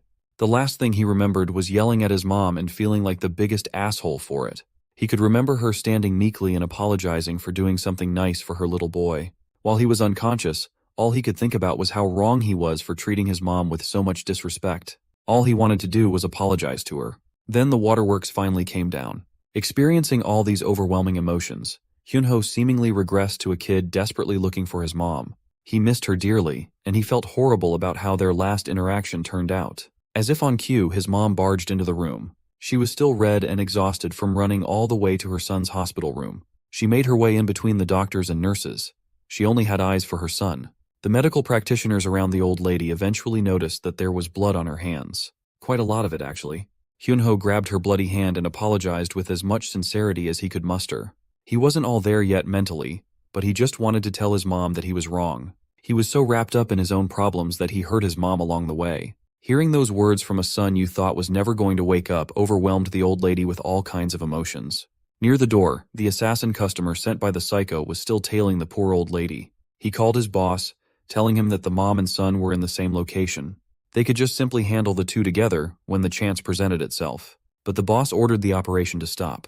The psycho smiled menacingly as he formulated a change of plans. Back in the penthouse, Sister Rachel was going sicko mode on the furniture around her. Nothing was spared from her rage. Her mouth was bleeding while she was holding her submachine gun. She was chanting curses as if she had been wronged by someone. That's because she had been. That psycho, Joseph's father, dared to kidnap Sean, breaking their agreement. The psycho had just thought of a much more exciting plan. He could personally handle Hyunho and his mother right in front of Sean's eyes. Going back a few days ago, we went to the White Tiger Job Center, where laborers are always for hire. Inside, Sister Rachel felt uneasy with her mission. Beside her was that kid, Eugene. Both were on pins and needles while sitting on the couch, waiting for any updates. They were greeted by a pretty office lady with a nice smile. In her hand were 3 cups of coffee for herself and the guests. Rachel criticized the lady for moving so slowly, asking if making her wait so long was worth it. The office lady laughed lightly and apologized for taking so long. She explained that the market and Byungwoo Construction's headquarters were in shambles due to the many things that had to tally after Rachel had made such a big mess. The lady offered Eugene a little cup of hot chocolate, reminding him to drink slowly. Surprised, the kid thanked her for offering. Sister Rachel looked unamused. They were shelling out quite a bit of cash, so a little trouble shouldn't be bothersome. This was a professional agreement after all. Hearing her mention professionalism, the office lady took a seat and agreed they should conduct themselves as professionals. But isn't it deeply unprofessional when one party makes a massive mess without considering the aftermath? That's what the office lady thought. Hearing the lady take a jab at her actions annoyed Sister Rachel. She was quite adept at disguising her words with pleasantries, though. Eugene just sat there in the middle of all the tension, thinking he should have just stayed at the house. Anyway, the office lady had already taken care of everything, and it was up to Rachel to look at the reports, even though she was being blatantly disrespected by coffee served in a paper cup. Byungwoo Constructions also said they didn't need any compensation for damages. The office lady was quite curious about that. Rachel answered that it was an equal exchange between two parties. That's how professionals get things done. Whatever mess Byungwoo Constructions made would have nothing to do with the dead mansion. But the office lady gravely advised Rachel to take a more careful approach from now on. Curious about the ominous tone, Rachel asked what that advice meant. The office lady asserted that professionals should deal with other professionals, not with reckless delinquents. This Byungwoo Constructions organization was a little too hard to trust. Against Rachel's judgment, maybe they were not worthy of being business partners. Back to the present, she was experiencing the fallout of not listening to the office lady's advice and distrust for the dubious Kwon Byung-woo. The chairs and tables of the penthouse suffered in the hands of the angry nun. When she brings out the guns, you know it's serious. It turned out that the psycho had Sean kidnapped and boarded in a moving truck. Kwon Byung-woo's lifeless eyes poked through the bandages, pleased with the sight of the young man he so badly wanted to punish. He was not expecting such an efficient killing machine to be so useless without the orders of a parent. He rolled up to the young man, petting Sean's hair. Now that he's under Dead Mansion's guidelines, Sean can't really do anything without their proper orders. The psycho was very fascinated by such a powerful degree of brainwashing. Looking at Sean's wild eyes, Kwon Byung-woo could feel his twisted desires flaring up. Turning his chair around, Byung-woo laughed like a kid as he suddenly thought of something interesting. He imagined getting into contact with the organization and purchasing Sean to be his property. From then on, he could just order Sean to kill the old woman from the snack shop. That would be a twisted scenario that only an unhinged mind could think of. Laughing like a maniac, the psycho was quite pleased with how interesting that idea would be to see. He toned down the teasing a little bit. He urged the young man to chill out a little, as they hadn't even gotten started yet. Soon enough, he would tear that old woman and her injured son into pieces right in front of Sean's helpless eyes. Because of the state-of-the-art brainwashing programming he went through, the young man wouldn't be able to do anything but watch as it unfolds. He can't do anything without orders after all. All he had to do was sit still, gagged and bound while watching the show. Shortly after that, it would be his turn to experience the pain himself. Kwon Byung-woo had already told Sean that he would kill everyone involved in this case. You could say that he's a man of his word.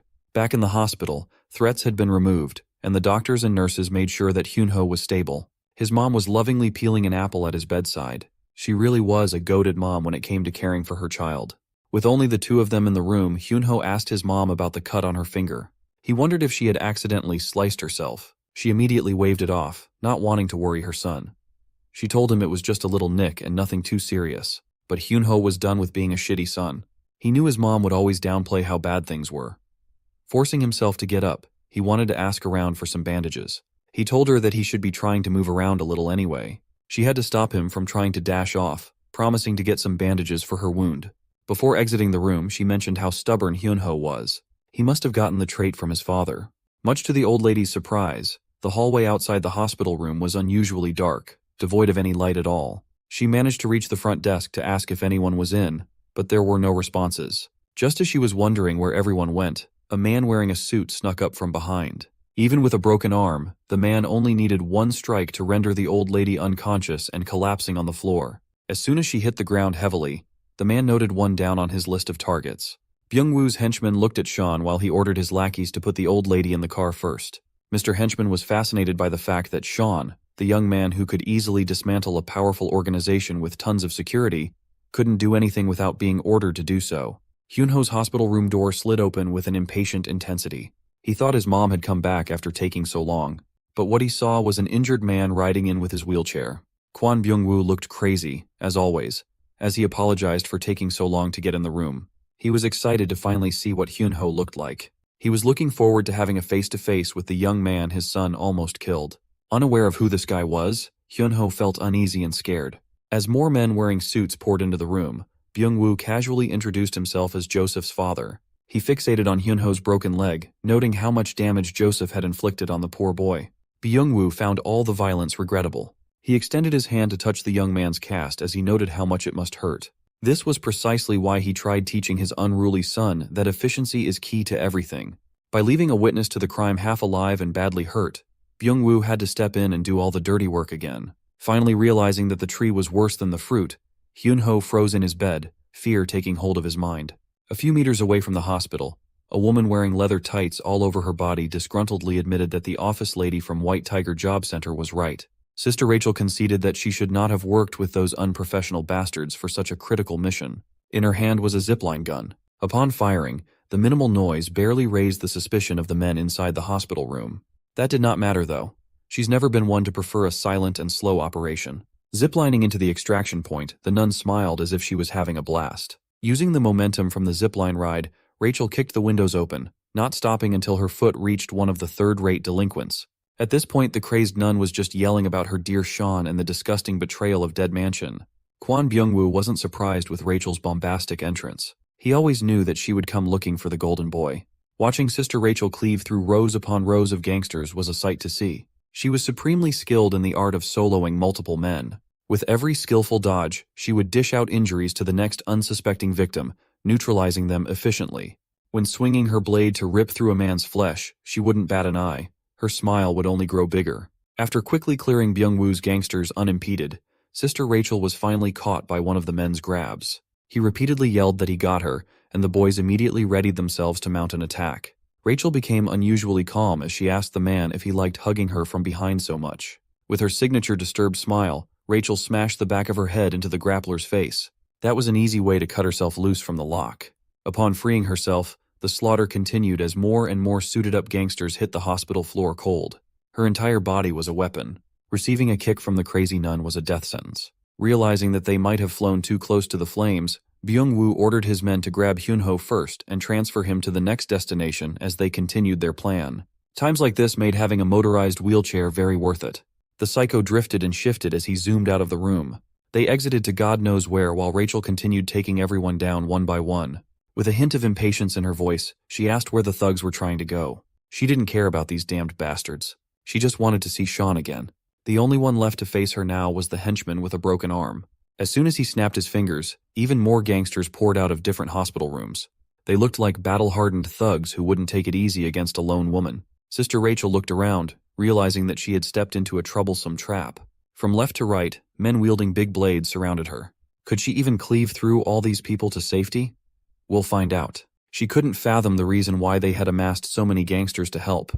They looked like a bunch of roaches pouring into the hallway. There was even one whose weapon choice was the iconic chainsaw.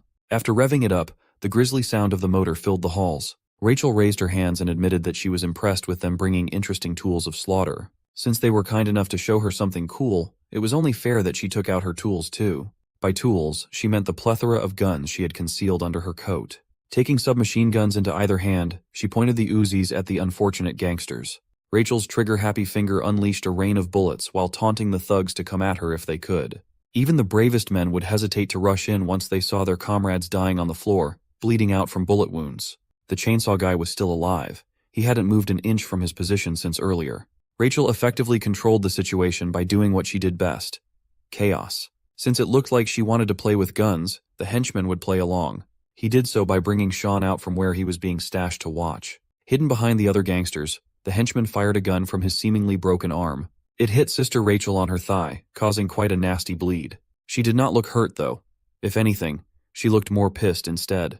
The crafty henchman had actually used his fake broken arm to conceal a firearm inside the cast for a chance like this. Finally dropping the broken arm act, he assured Rachel that the next bullet would be aimed at her head. Hearing this threat, something inside Sean switched on. Forcing himself to remove his gag, he asked the henchman if he had just threatened to kill Rachel. Before realizing what was going on, a blur was already heading for Byung-woo's right-hand man. Sean had effectively neutralized the two strong men, keeping him captive in one fell swoop, and finally launched a nasty straight into the right-hand man's face, knocking his glasses away. This wasn't supposed to happen. Sean was supposed to be a useless hostage if no new orders were issued. What they did not take into account was the fact that he currently belonged to Dead Mansion itself. The henchman had just threatened to kill a trainer of Dead Mansion, and it invoked one of the three principles. According to the third principle, Sean could now classify every thug in this hallway as a threat to the organization itself. With nothing but rage in his fists, he swore to break through the current situation and fulfill his duty. The thugs were now looking at Dead Mansion's deadliest weapon, codename Sean. Sean marched forward, acting according to the third principle and classifying the thugs as a threat to the Dead Mansion. Now he had the justification to break through. His captor foolishly tried to wrestle Sean back, attempting to stop him from slipping away like a little rat. But despite their size difference, the grapple was deflected. Sean countered with a nasty straight to the face, knocking a few teeth loose. It was so bad that the poor thug developed a speech defect. Sean added salt to the wound by calling the bleeding thug a baby for crying over teeth and smashed another fist for good measure. The final piece of the combo was a jackhammer to the head, flattening the fool's skull structure. While raining bullets on the thugs that tried to approach, Rachel was analyzing Sean. Without a parent, she wasn't sure why Sean was fighting back. She somehow deluded herself into thinking that Sean was taking action solely for her sake, out of concern. Meanwhile, our boy was just handing out critical punches left and right. When one thug tried to come at him while swinging a metal pipe, he managed to dodge in the nick of time. There were just too many thugs to mow through, so Sean needed to get a decent weapon to go sicko mode. Seeing a potential equip, he rolled over the hospital counter. Thinking he was cornered with nowhere to go, a bald thug vaulted over the counter too. But as soon as he arrogantly poked his head through, it was met with the sharpness of a syringe. Sean stabbed poor Baldy in the freaking eyes. That was just the start, though. Sean took the array of injections from the counter and told his patients to be patient. He asserted that what was to come would be painful. Jumping over the thugs, he unleashed a rain of injections with perfect accuracy. He called it vaccination time. As the gangsters hurried to get the needles out of their bodies, Sean pushed the tempo even more. He started by grabbing another bastard's face and smashing it headfirst into the ground. The display of strength and brutality stunned the rest of the gangsters for a moment, prompting them to draw their weapons. That was until one brave thug yelled at everyone to get out of the way while he revved a chainsaw. Buzzcut came in with the intention of splitting the kid in two, wearing a freaky smile on his face. Sean immediately booked it out of there, acting as if he was flustered by the horror movie weapon. He was aiming for a sharp corner turn that could hide him out of sight for a second. When Buzzcut turned the same corner, he was met with a hurtling stretcher sweeping him off his feet. This little trick almost got Sean's head split in two, but the length of the electric chainsaw didn't reach. Buzzcut was dazed by his sudden position. Sean tying him up tightly to the stretcher did not help either. Sean asked Buzzcut how he was planning to use the chainsaw while pushing the stretcher. Their destination was the pile of gangsters loitering in the halls of the hospital. Looking like a madman enjoying his makeshift torture weapon, Sean pushed the stretcher with full force. The next minute was full of gruesome screams and sounds of flesh getting torn apart. By the end of it, Buzzcut was practically unresponsive. He had passed out midway through cutting a battalion of his friends with a chainsaw. Sean could not believe that his pochita broke so easily. He playfully urged Buzzcut to stay awake, as he still had a lot of questions. Chief among them was the location of Hyunho's mom. He would gladly stab a man through the cheeks to get answers. Rachel came up to him, impressed that he finished one side of the hall so quickly. Those who did not die from the barreling chainsaw ran away, so it was not as fun. Sean floated the idea of chasing after the gangsters for the sake of Hyunho's mom. Rachel was heavily opposed to that idea. She did not come here to rescue some old woman. She came because these amateur bastards tried to kidnap Sean, a property of the dead mansion. Sean himself fought like a good child and used his powers to protect her. With Sean freed and the enemies scattered, it would be logical for them to wrap up and head back to the mansion. Sean changed his tone, kneeled on one knee, and proclaimed that he did what he did not for the mansion, but for Rachel. He really hammered down that he was acting for the sake of the freaky nun. Slowly and gently wrapping a bandage around Rachel's wounds, he kept on pretending like the flawless, loyal product. With this idea, he urged Rachel to help kill and annihilate the threat that dared to wound her. With this, they could show the world what happens if they dare touch a dead mansion instructor. The unhinged sleeper agent Riz was super effective. Rachel would practically do whatever he asked right then and there. Inside, Sean was just hoping that this little performance of his would work. Rachel primed his Uzi, and Sean prepared his fist to tear some gangsters apart. Far from the hospital, Hyunho's mom opened her eyes to a horrific sight. In front of her was Byung-woo's patched-up, mummified face staring into her soul. But the maniac surprisingly acted civil and apologized for freaking her out. She naturally freaked out, and he sighed as he explained that he had to take drastic measures to explain what was really happening. Seeing the school desks and chairs, it finally clicked in her mind that they were in a classroom. It wasn't just any classroom. It was the classroom of both their kids. She was actually sitting at her son's desk. Looking down, she could not believe such cruelty. On her son's desk were hateful messages scribbled all over the surface, targeting Hyunho. Byung-woo acted as if he was appalled by the cruelty of kids, as if his son was not the main culprit. He even milked the crippled and wounded father act as much as he could. Byung-woo peeled all his bandages and formally introduced himself as Joseph's dad. He deliberately showed his freshly wounded face to blame it on that damned kid. By that, he obviously meant Park Cheon. Staring into the windows while looking defeated, he insisted that his child was also a victim of Park Cheon. He confessed that Cheon put him and his son in their current dire conditions, as if they did not start the beef first. Byung-woo continued telling Hyunho's mom that Cheon was the perpetrator of all the bullying incidents and framed his son, Joseph. Thanks to those photoshopped pictures that she saw in the principal's office, Byung-woo's story seemed more and more credible. Putting on an Oscar-worthy performance, the shrewd villain cried out for not paying better attention to his kid. Seeing him in distress while falling off his wheelchair, Hyunho's mom tried to help. While lying on the floor, he vowed to get his revenge as repentance for not being able to protect his son. He had that impassioned speech on lock, but mom was not comfortable with the idea of revenge and would rather get the law involved. Byung-woo called her naive for believing that the authorities would be able to do anything. He even pointed to the exact window where Hyunho fell while trying to convince the sweet old lady to avenge her son. In order to stop that Park Cheyenne bastard, he handed Hyunho's mom a sharp blade while asserting that they must take charge. As he placed the handle of the knife in her hand, the villainous devil continued poisoning her mind with his revenge act. Back in the dead mansion, the old priest director had just received reports of what was happening in South Korea. To their organization, a group with no background, like Byungwoo Constructions, was inconsequential. That pissed the director off even more, knowing that these irrelevant thugs tried to target his masterpiece, Shawn. That same night, Rachel rounded up the good children in her team to receive the mansion's orders. Even Mary and Eugene had their weapon of choice on hand, gearing up for a mission to show these nobodies the price of messing with the dead mansion. This would be Shawn's first order back in the graces of the mansion, so the director wanted to see some action. The team was given the green light to pass the wrath of judgment to the puny construction company. While walking through the halls, Shawn noticed that he had left his earpiece back at the desk. His teammates looked at him like an unprofessional dumbass. Shawn tried to borrow an earpiece from Mary, but she told him to piss off. Even little Eugene called him out for not living up to his legendary name by acting like a stupid child. It did not take too long for Rachel to find that Byungwoo and his goons had run to the school based on nearby traffic cameras. If the devil was here, then Hyunho's mom would also be in the same place. Rachel quietly took note of Shawn's fixation on that old woman. Shawn was acting like a careless fool, but he had come to this place with a purpose. Rachel had to remind him that they came here to eliminate the enemy and nothing else, not for something useless. He assured her that he knew what he signed up for, but something was brewing inside the young man. If all he had to do was destroy everything in sight, it should not be too hard, right? Unbeknownst to the team, they were being tracked and filmed as soon as they sneaked into the school premises. In the control room was an armed Giga Chad watching their every move. He knew that he was tracking Dead Mansion people and what that meant, but he didn't mind. All he cared about was the increase in difficulty that would require extra payment in his pocket. Giga Chad's partner in crime had also heard of the mansion's child killers, but that's actually an oversimplification. Dead Mansion people are just mercenaries like them. They are just a bit younger and a lot more valuable. Byungwoo wheeled his wheelchair to the control room and promised the two mercenaries however much they wanted, as long as they could get rid of the Dead Mansion people as promised. There were supposed to be 3 mercenaries, but Giga Chad's big brother was running late. Still, he was confident that this could just be a 2-man job.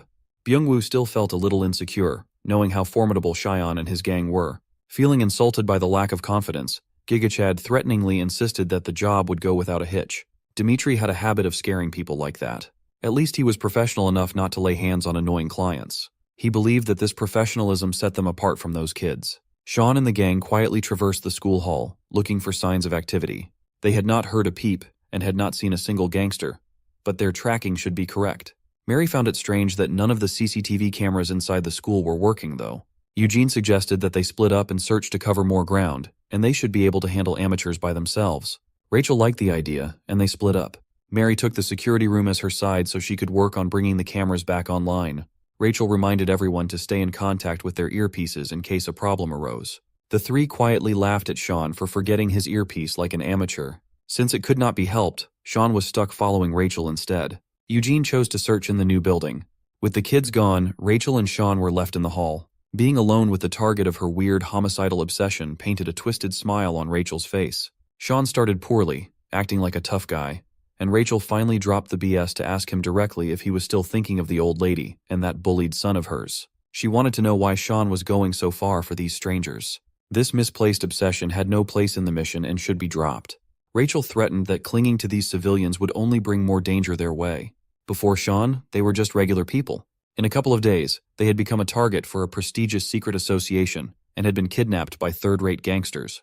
There was only one common denominator among all these incidents, and it was easy to see what it was. Those people would have led a normal life if Shawn had not appeared. Now their lives had been permanently upended thanks to his needless meddling. He might not want to think of it in such a grisly way, but Shawn could feel the weight of their lives and blood in his every step.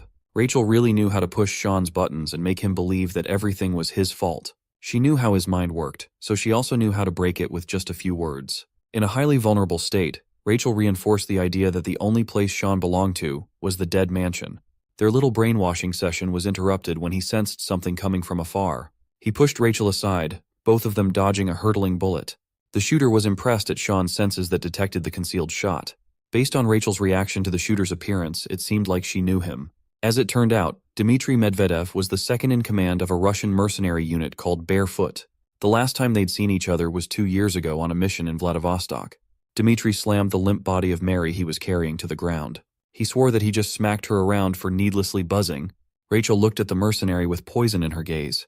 Dimitri admitted that he liked Rachel, but a mission is a mission. She raised her Uzi, and he simply aimed his pistol at Mary, demanding a professional instead of an emotional approach to the situation. Dimitri proposed that he could drop this mission and let things slide once Rachel went out with him. Without pause, she cursed the womanizing dog and pulled the trigger multiple times. Dimitri swiftly threw his body to cover, dodging the initial barrage. Running under the counters, he repositioned for a better angle. He managed to return some fire but failed to hit Rachel. She paused behind cover and reloaded her dual guns at the same time. They were not expecting to run into barefoot, so things just got a lot more complicated. While stuck in an intense crossfire with the mercenary, Rachel continued lecturing Sean about how he dragged an innocent old lady into this dangerous world. Looking around, she realized that Sean had already vanished. While reloading his gun, Dimitri kept trying to riz Rachel up. It was ineffective. The mercenary reckoned that a few bullet holes in her body would be enough to knock her unconscious. Sean, who had sneaked to a wall near Dimitri, quipped that the mercenary did not have the skills to take Rachel down. The two quickly engaged in close combat, featuring a gun. 3 initial fires were thwarted by simply redirecting Dimitri's arm. Sean pushed further while keeping the gun out of the equation. With his full body weight and momentum behind a single attack, his fist and the mercenary's face met. Dimitri took the punch like a champ, though. He praised Sean for having a stronger sting than that Mary girl. Licking the blood flowing out of his nose, Dimitri found a decent opponent and was freakishly excited. You see, the Russian mercenaries of Barefoot were notorious warriors.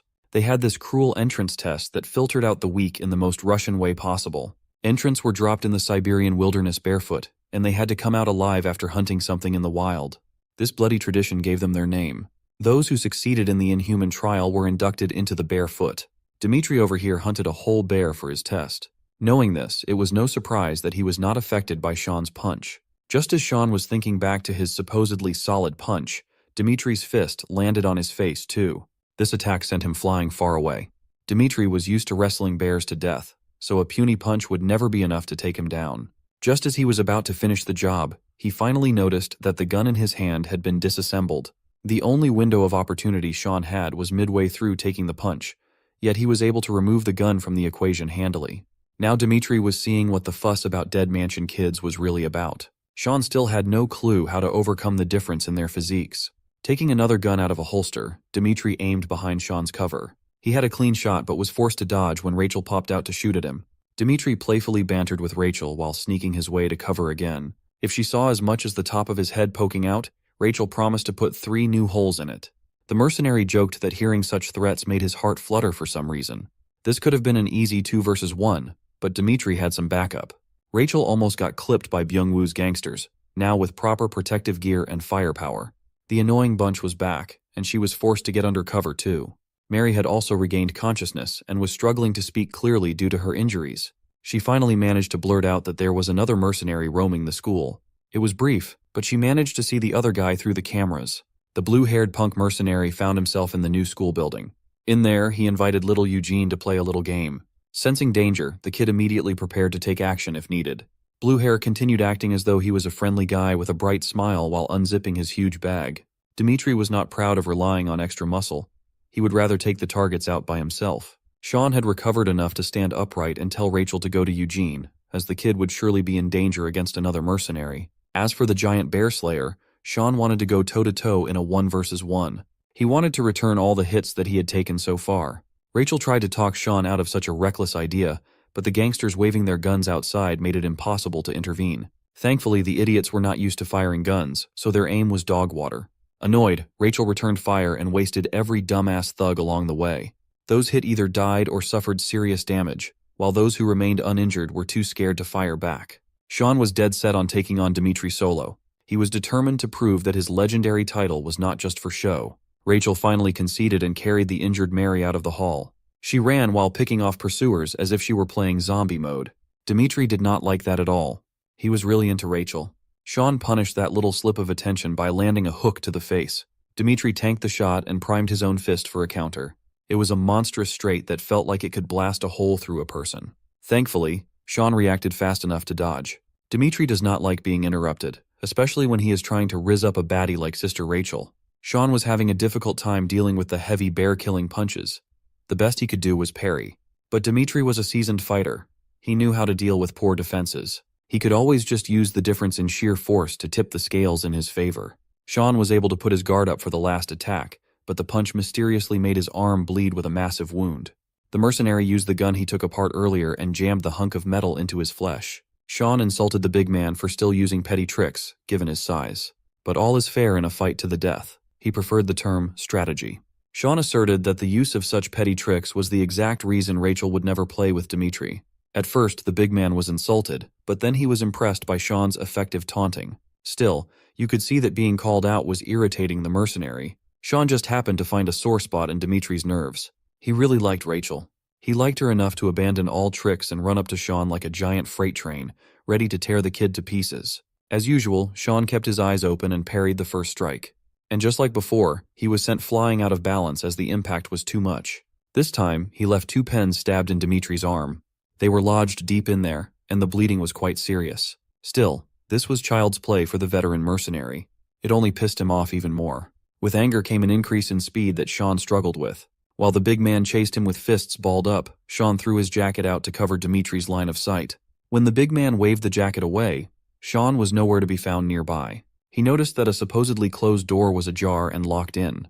Dmitri licked his lips like a predator hunting his prey. Shaun hid in the random office he found while lamenting his decision to take on a Russian monster on his own.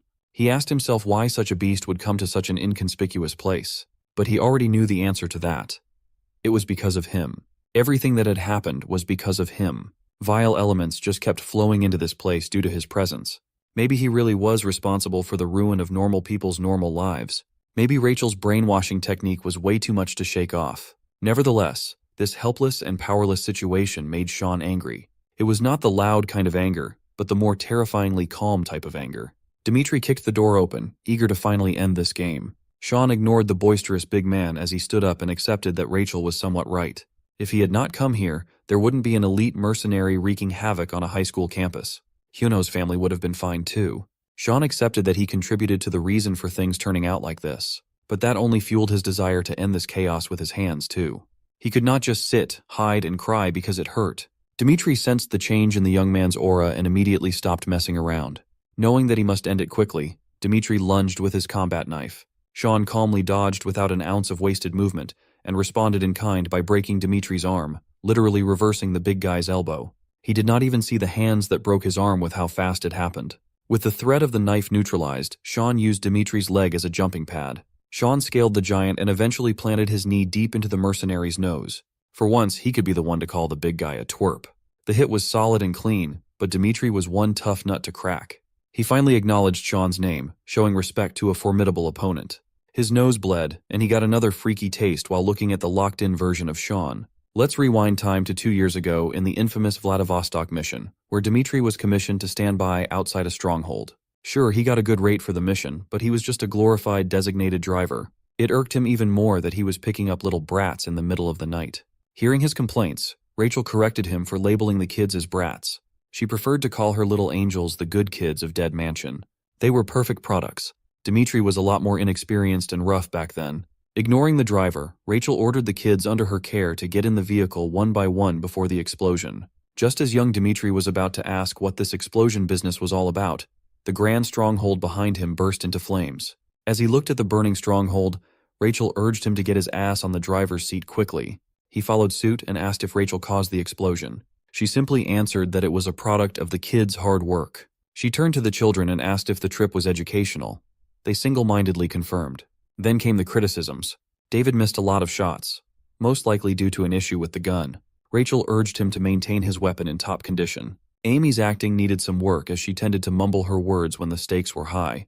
Tom was supposed to be the covert guy, but his footsteps were audible while sneaking in. As for Eddie, Rachel simply ordered him to throw the candies he took from the meeting room, as professionals should not leave any tracks that could be traced back.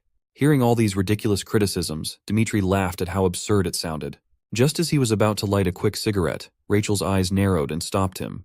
Breaking the cigarette, she insisted that secondhand smoke would be bad for the kids. Rachel was quite disappointed that this little brother of Barefoot's leader, Bare Knuckle, did not seem very knowledgeable about the industry. Just as he was about to protest being insulted, Dmitri was stunned at the sight of the psycho wearing a skin-tight latex nun costume while tying her hair up. From that point forward, Dimitri had been smitten by Rachel's psychotic charm. Being young and inexperienced, he tried to hide it at the time, even though his face was blushing like a ripe tomato.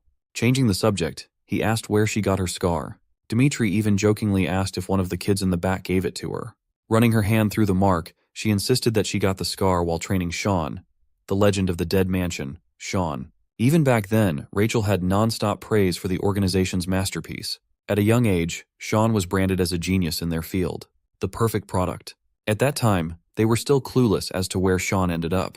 In fact, they were so desperate to find him that they would gladly get any information related to the kid. One of Sean's identifying marks was the word 1 tattooed on his back. Back to the present day, seeing a glimpse of Sean's tattoo reminded the big guy of his conversation with Rachel 2 years ago. While popping his joints back into their sockets, Dimitri gave his praise to Sean's skills. As soon as the bones were back in their right places, he ripped his shirt open to have a man-to-man duel with a formidable foe. Dmitry Medvedev, also known as Grizzly, Barefoot's second in command, was ready for a real showdown. He lunged in with a knife in hand, and Sean ducked to get out of the way. The forced movement got him trapped in the big man's grip. While firmly held by the back of his neck, Sean was forced to eat a knee strike to the stomach. He gritted his teeth through the pain and did not budge. Sean bashed his head against the big man's chin, stunning Dmitry for a second. He had enough time to reset and get out of melee range. Unfortunately, the knee strike fractured a few of his ribs and caused quite a bit of injury. Assured that he was holding the upper hand, Dmitry pushed harder. A quick slash went wide, missing Sean's throat by a hair's breadth. He had hit this giant bastard in the chin at least 3 times now, but it did not even daze Dmitry one bit.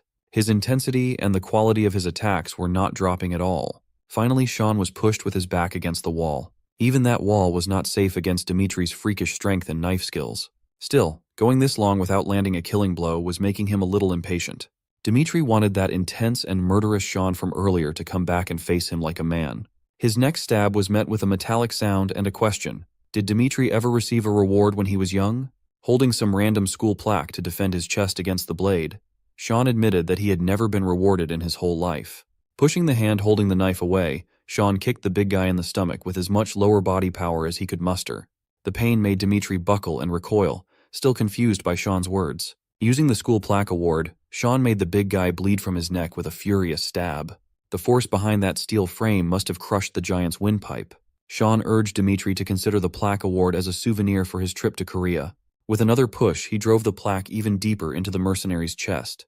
This next drive nearly knocked the big guy out of the pain. With that, the man-to-man one-on-one was wrapped up. Stretching his fatigued arms, Sean wondered if he should meet up with Rachel and the rest immediately. Suddenly, he noticed something that caught his attention from his periphery. Unbeknownst to Sean, Dmitry's throat and chest might be damaged badly, but the grizzly still had enough strength to grab some golf clubs. While Sean curiously picked up the picture that caught his attention, Dmitry was winding up his swing with every bit of strength he had left. It was clumsy, hurried, but extremely destructive. It was also slow enough that Sean was able to react in time. At this point, Dmitry was just running on pure hatred. I know a real hater when I see one. Sean finally decided to ensure the win by using the giant as a literal stepping stone. He climbed onto Dmitry's back and started choking the mercenary out. Sean urged the big guy to give in unless he wanted Rachel to hate him more. Physically and mentally at his limits, Dmitry's bloodshot eyes finally closed, and his grip on the golf club loosened. Dmitry's limp body hit the floor knees first while all consciousness faded. Sean happened to find his own picture in a loose school case file. He saw a few of his pictures and a few other things. In the new school building, Eugene had just reached the swimming pool area in search of gangsters to mess up. His discreet search was interrupted by the blue-haired punk joining him to look in the pool's water. Realizing that he did not feel this man approach him at all, Eugene hurriedly jumped to a safe distance. Enemies that could hide their presence at this level are not to be looked down upon. One thing for sure was that this punk was not your average person. Eugene made the smart call and reported back to Rachel using the earpiece. The punk just laughed and confessed that he had already set up a disruptor so calls wouldn't be able to go through. Instead of dealing with pesky backups, the punk would like to play instead. Seeing as the enemy seemed like an experienced pro, Eugene's game plan was to avoid a head-on fight. He still had one ace up his sleeve, no matter how shameless it was. Deciding to use this card, Eugene started loudly crying like a normal child would while apologizing and acting cute. The punk's smile deepened while he listened to Eugene's crying and stuttering act. He asked why the kid was crying, and Eugene answered that he just wanted to go home, feeling that the punk was starting to drop his guard. But it was a massive miscalculation on Eugene's side as the punk swung his metal bat without reservation. The bat made the metallic sound of impact and sent the kid flying to the infield. Eugene tried his best to tuck his body as safely as possible to minimize damage. The arm he used to block the bat was practically useless now. He never expected the punk to attack a harmless crying kid without hesitation like that. Yuri Smirnov, Barefoot's newbie, also known as Gopnik, was a sick, twisted bastard who liked hitting the defenseless. Hearing the cries of his victims every time he hit really got this perv going. You see, Gopnik means bully in Russian. Eugene had always been a good child of the dead mansion. In his training, he learned to use his tears as a potent weapon. Using the tools at his disposal, he could complete any mission regardless of the situation. In one assignment, he had to approach a pair of guards while pretending to be in distress. The guards immediately contacted the main gate to complain about a kid getting in. Try as they might to communicate, the guys from the main gate were unresponsive and bloody. Their blood had pooled around their bodies, killed with clean slashes.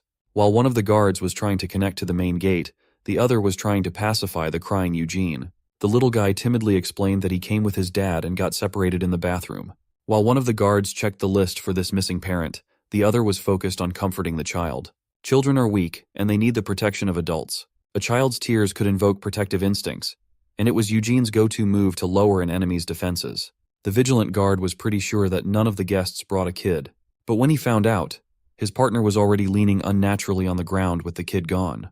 When he saw blood pouring out and pooling on the tiles, he realized that they were being played. He tried to stop his friend's bleeding while panicking.